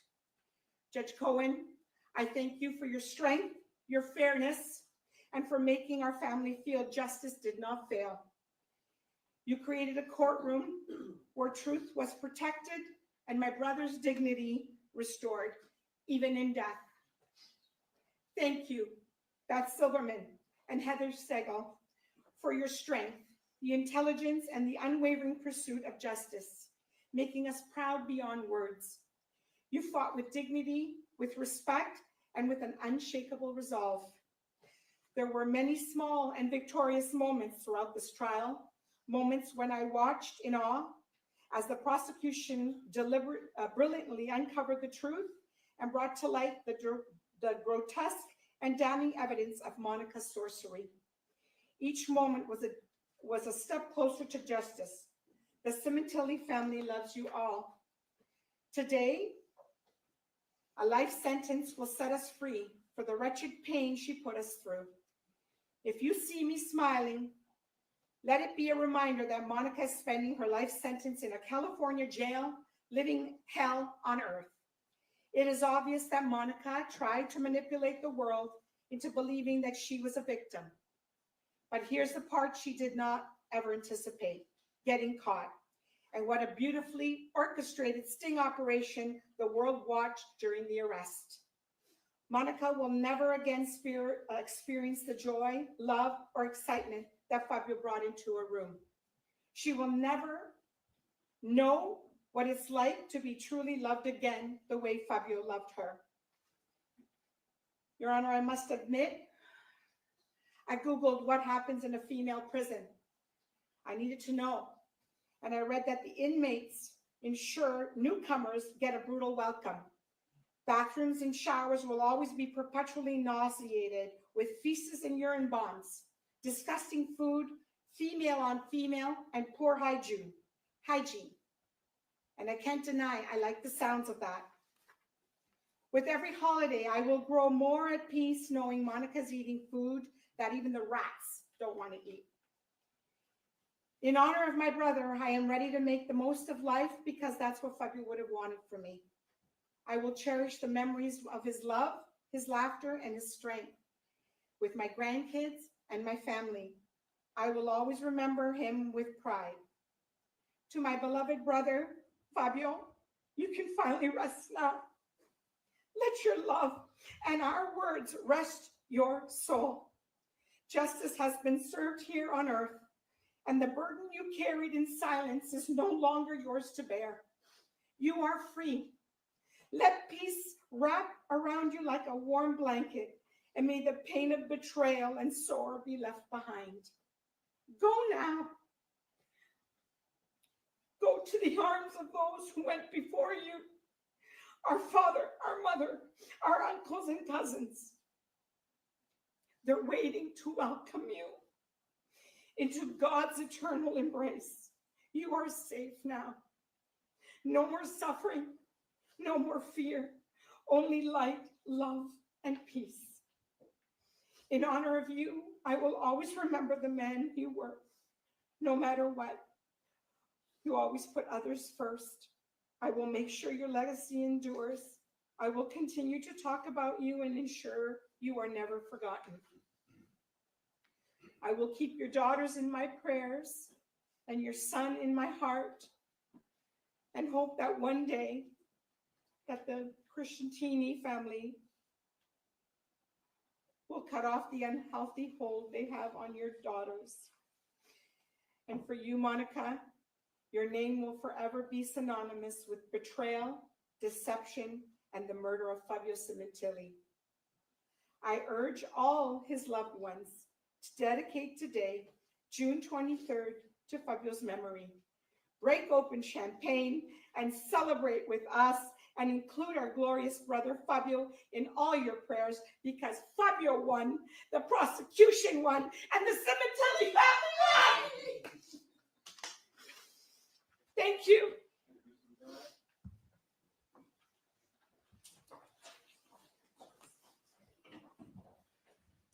If I can have a moment, Ron. Monica's done. Monica, they're giving you, I don't know what they're giving you, but they're giving it all. You're getting the whole thing, sis. These people don't like you. They're mad at you.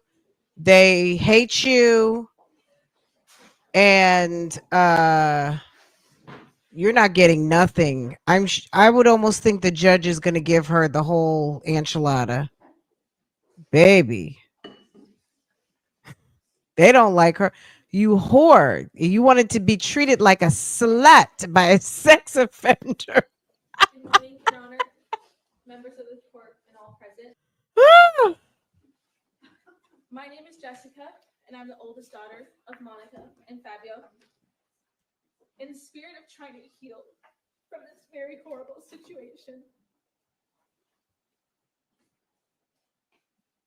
I'd like to speak about my parents, of how I remember them.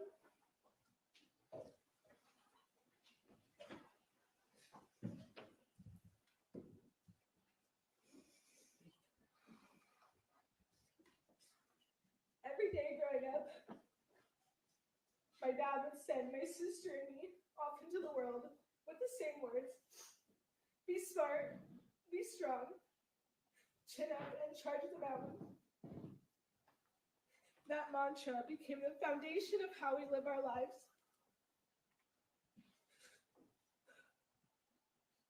My dad was our pillar of strength, steady, present, full of wisdom.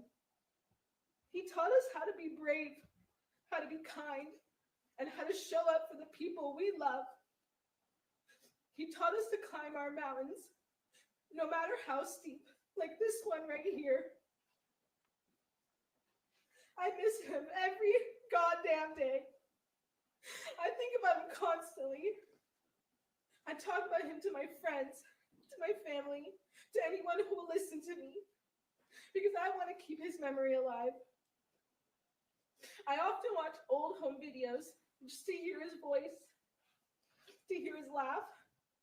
I want to remember what it felt like to have a dad, to be wrapped in that kind of love and the protection. I wanted nothing more in my life than to make him proud, to see his smile when I succeeded, and to hear him say that he believed in me. We used to have these family meetings, and at the end of each one, we'd all put our hands in together and we'd chant Sementilli power. I used to think it was so cheesy. Now I treasure it. I'd give anything to just sit in one more of those meetings. I know how lucky I was to have a dad like him. He was the best dad anyone could ask for. I have to remind myself that it's better to have had him and lost him than to have never had him at all. I still feel him around me. I hear his voice all the time. When someone I love says something he would have said, I know it's him there with me. When I got my acceptance letter to UCLA, all I wanted to do was to call my dad and to tell him. When I started to cry, heartbroken that I couldn't share that with him, I looked up and I saw someone wearing a sweatshirt with his alma mater on it. I know that was my dad, and I know that was him telling me that I'm here, and I see you, and I hold on to all moments like that. And then there's my mom, my rock. When you're young, you don't realize that your parents are figuring out life too. It's their first time too. My mom had me when she was my age now, and I think about that a lot. How young she was, how brave she had to be. She moved away from her own life and family to support my dad's career. And she did it without asking for anything in return. She gave her entire self to us.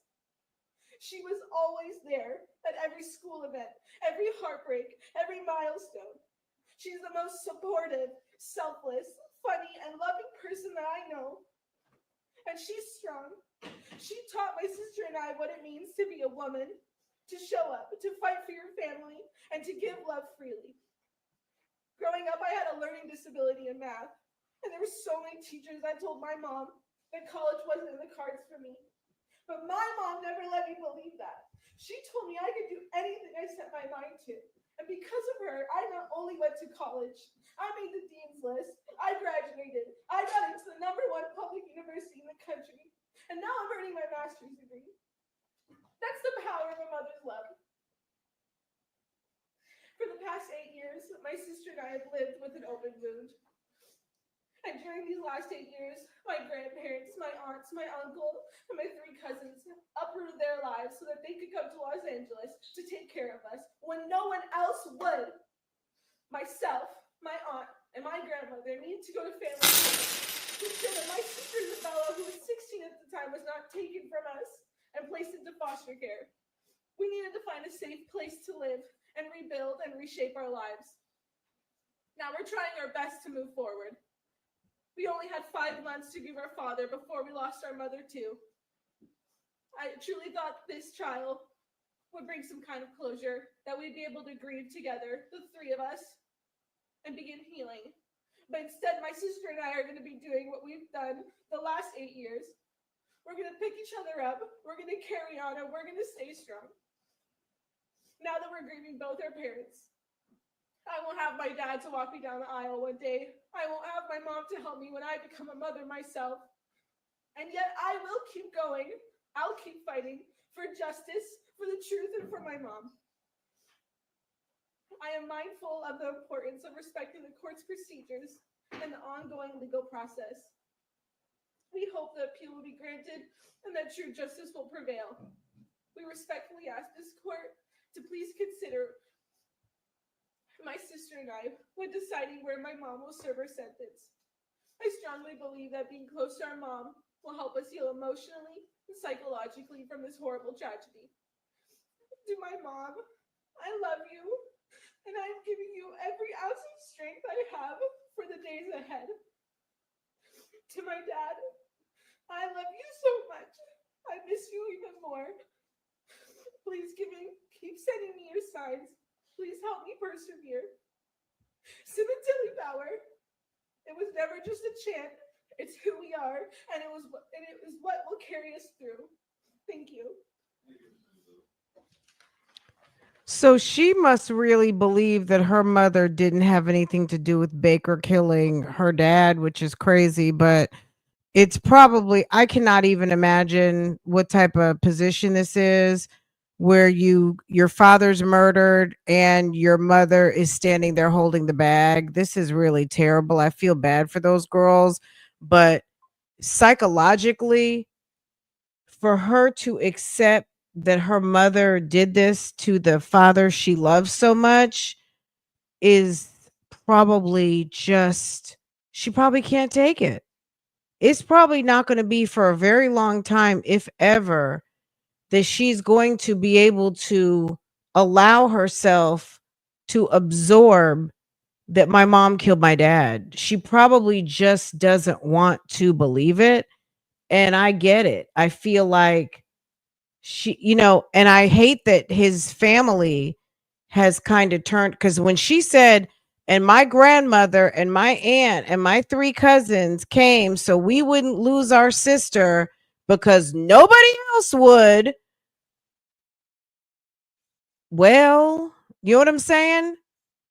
Even though Monica's not shit, guess what? Her not shit ain't mother, her not shit ass sister, her not shit ass nieces, you know what I'm saying? They showed up.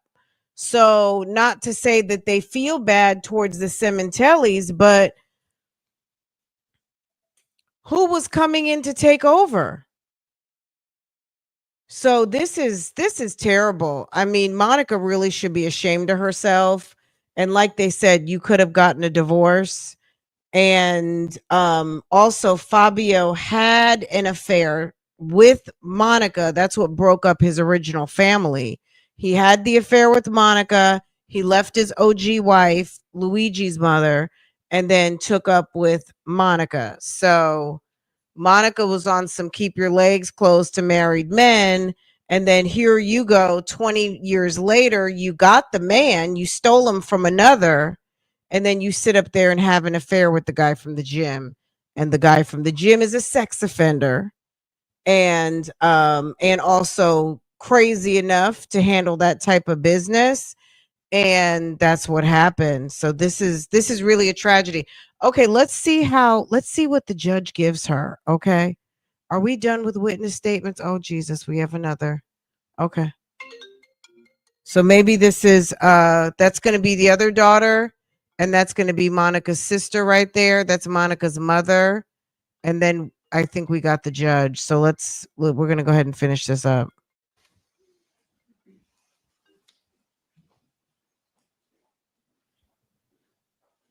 Monica, you should feel like shit when you decided to when you decided to take this man away from his family and then make him yours. Okay, you got him, good for you.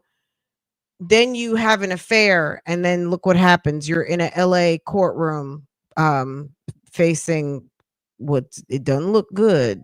It's not looking good. They didn't even ask her for leniency. They didn't even ask the judge for leniency. They just asked the judge to consider where they sentence her so that they can be able to visit her and support her. Good morning, Judge Cohen, members of the court, and all present. My name is Isabella. I'm the youngest daughter of Monica and Fabio Sementilli. I stand here to tell you about the wonderful home my parents made for me. I urge you all to reconsider the picture that was painted of our family dynamic. I had the best childhood thanks to my mom and my dad. I had the most supportive parents who created a safe and loving home. My father was a man that I respected, trusted, and leaned on for comfort. He was front row with my mom, laughing and clapping at all of my school plays. He always asked me about my life, my friends. He truly cared to know about his daughter. Despite traveling a lot, my father made an effort to be present when he was home. He really listened to me. Let me say real quick, thanks to Kimmy for gifting a friend. Thank you, Kimmy. Thank you for gifting a friend. And yes, all of this for some dick. Yeah, this is terrible. I mean, affairs are nothing good. I'm glad I don't know anybody in this type of a situation. As a kid, I remember a couple of friends whose parents split up. Definitely two friends, one that when I met her, her parents were already divorced because of an affair, and one friend whose I saw her whole family split apart.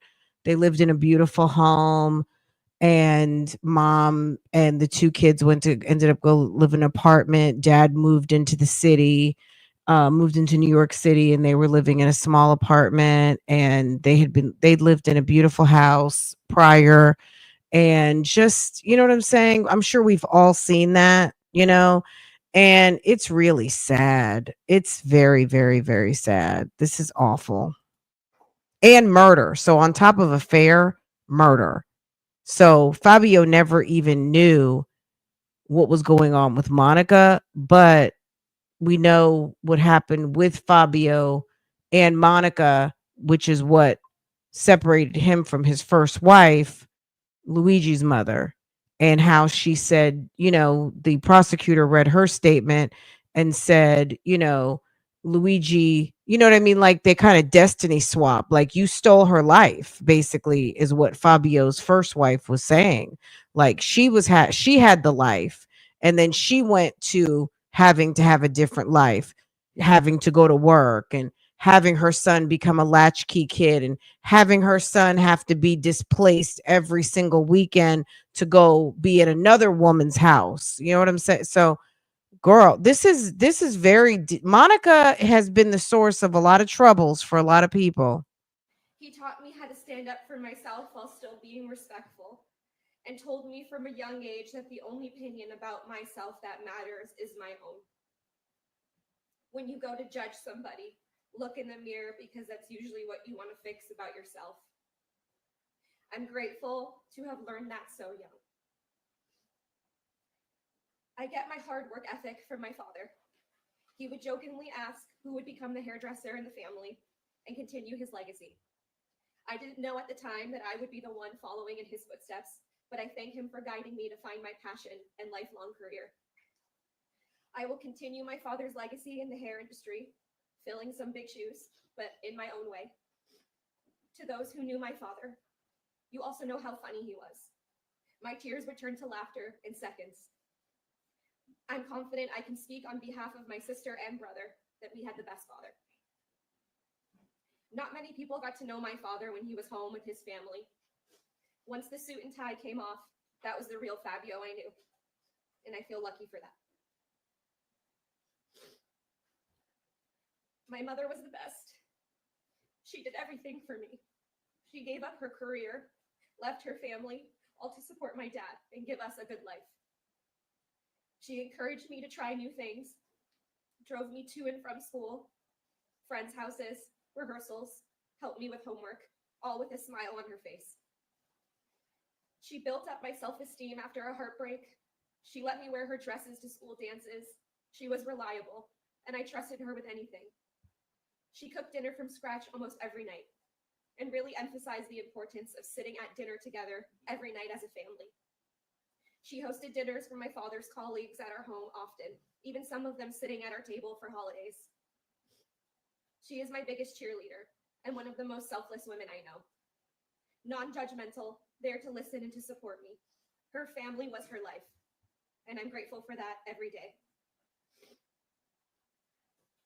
Many people think because I stand by my mother that I don't miss my father. Let me say right now to those watching, that is false. I think about my dad every single day, wondering what he would be saying or what his advice would be. My dad was the biggest loss of my life, and it pains me that he will never know this version of me.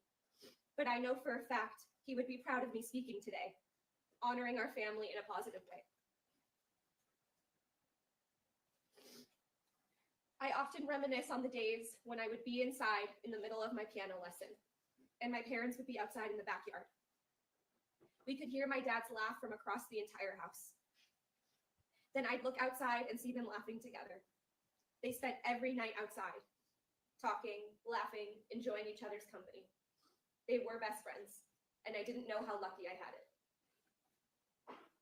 My parents were the best wedding guests. They would take over the dance floor and dance all night long. That carried over to dancing at home while cooking dinner, where my sister and I would often join them. Those are the moments that I miss the most.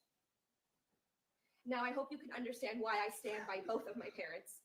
They were the greatest people I've ever known. I never got to grieve my father's death. I thought I could do that when this trial was over. However, that is not the case. I'm now grieving two parents. No father to walk me down the aisle or play outside with my future kids. No mother to go to for advice or comfort. Despite all of my heartbreak, tragedy, and loss at only 25 years old, I somehow still have hope. I have hope justice will prevail over time. I have hope that I'll have a beautiful family one day and give them the childhood that I had. And I hope that I will heal from this nightmare of a situation. I'm hopeful because of my friends and family who have supported me, genuinely, the last 8 years. My grandparents, aunts, uncle, cousins who uprooted their whole lives, left their own families to come to California and help us. Thank you to my extended family for your continuous love and support. And thank you to the complete strangers who have reached out to me with support and kind words, showing me there are still kind and compassionate people out there who believe in me and my mother. I'm not sure why this happened to my family, but this does not and will not define me. This has made me work hard at building a beautiful life that I deserve, which is what my parents would have wanted.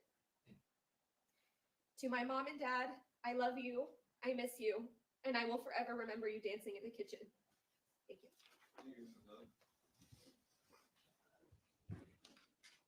Anything further here? I'm sorry, is there one more here? Yes, ma'am? Good morning. Morning, Judge Cohen, members of the court, and everyone present. Thank you for allowing me to speak today. My name is Anna Crescentini, and I am the sister of Monica. I'm speaking on behalf of my entire family. Words cannot describe the absolute sorrow and horror we felt when Fabio Sementilli was murdered in January of 2017. Fabio was an incredible man, an inspirational human being who had a larger-than-life personality, a boisterous laugh. He was a person who was loved, cherished, and adored by everyone in our family. To my sister Barbara, he was not only a brother-in-law, but a mentor, a confidant, pillar of strength, love, and unwavering support. To my parents, Fabio was a son, a man they loved and respected. Fabio was an amazing uncle to my children. He was a caring father and an overall wonderful person. Although more than 8 years have passed since his murder, we still have not processed our grief over his death. We do not believe this feeling of sadness will ever fade. Every day, my family and I remember him. We talk about him all the time, recalling all the good times we shared, family vacations we took together, camping trips, the many, many dinners, holidays, birthdays, and events we celebrated together. He was a major part of not only my life, but in the lives of my 3 children, my husband, my parents, and especially my sister Barbara, who adored and loved him. What happened was a tragedy that tore through our family and nearly broke us. Although we shed tears over his death, we have not had time to really grieve or mourn him properly the way we want to. The reason I think it is obvious. It is, after all, why I'm standing here today. We, her family, are devastated. My elderly parents had their hearts ripped out. Not only did they lose Fabio, someone they considered their son, but now they have also lost their daughter. This ordeal has left all of us emotionally, mentally, and psychologically drained. On behalf of my mom, my dad, my sister Barbara, my husband Grant, and my 3 children, we would like to thank all of those who have reached out to us to express their love and support. This includes all of our extended families, our friends, and especially to the complete strangers who have reached out to us during this horrible ordeal. In a world full of so much hate, it has meant everything to us to know that there are still compassionate and sympathetic people out there. I miss Fabio, my brother-in-law, who was always there for me. He was a wonderful man, a great friend, and a fantastic uncle.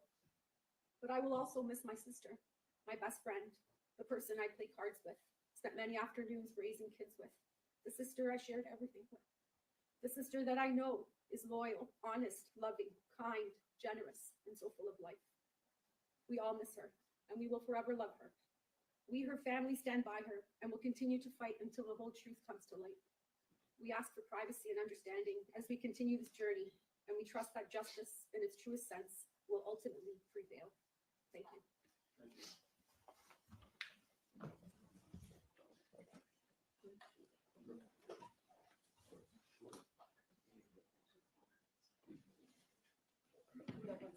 I'm sorry? 1 second.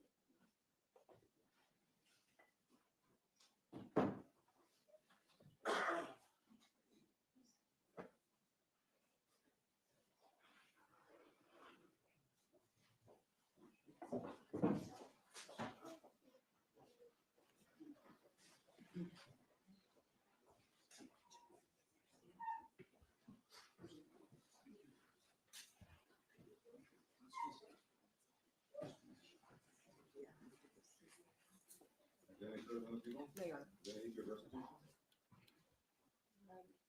I believe there are no burial expenses at this time because he is sitting in a plot that doesn't belong to them. Very well. At some point, there might be, but I doubt it will be. Although no person is asking for probation and is statutorily ineligible for probation, pursuant to dictates penal section 190 and 190.2 and constitutional provisions tonight. As counsel has pointed out, I do have discretion under penal section 654 as to which count to impose sentence. Listening to the evidence in this matter, I do find that the defendant was the mastermind in this conspiracy to commit murder. Baker did not have the intelligence to plan such a brutal, well thought out slaughter. The defendant was the prime mover in this execution of a human being, and consequently, I am utilizing my discretion to impose the more serious of the sentences.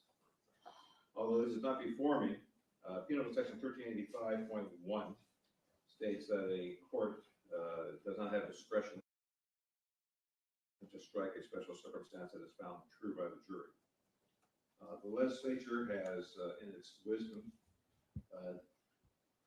had such bills before it that would take away this lack of discretion.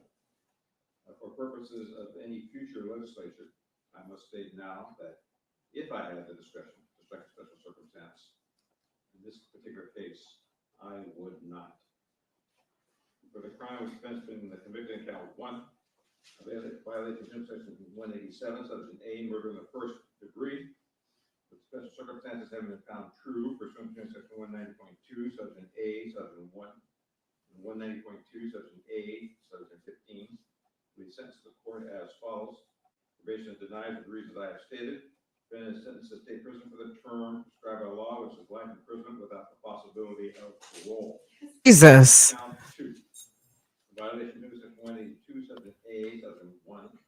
Conspiracy to commit murder.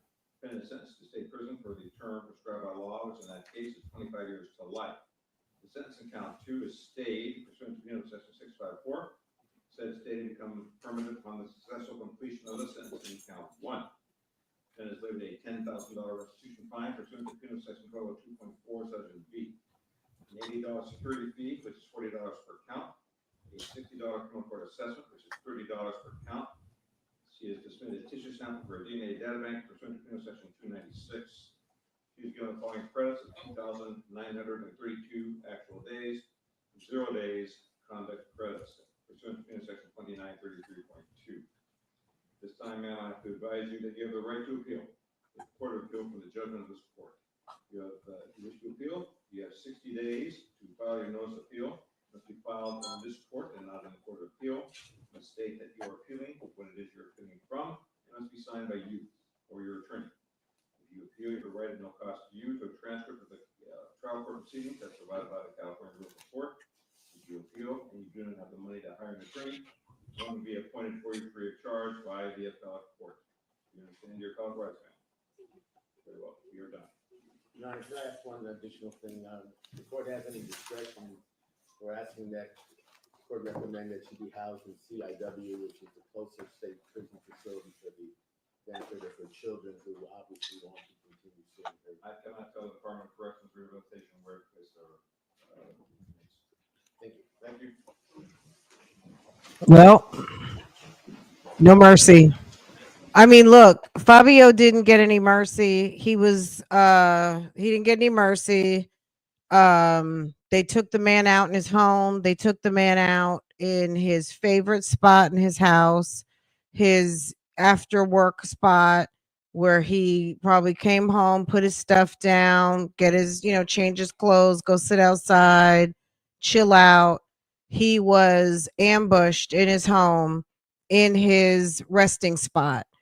And then this woman had a wake in that same place and invited her boyfriend over to commingle with her and his family as their mourning. Just a weirdo. I feel bad. The only people I really feel bad for, I feel bad for the families because it seems like her family is trying to support her the best way they can. They had a loss too. They got to support the girls.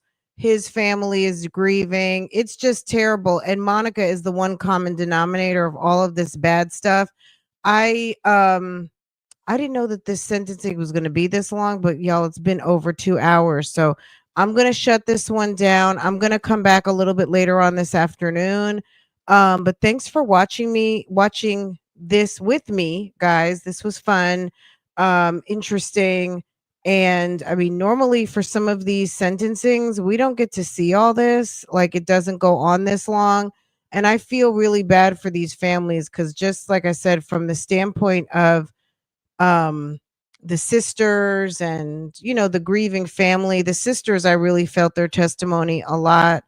um it's sad, and I would hope I never would have to stand in support of any of my sisters for some fuckery like this.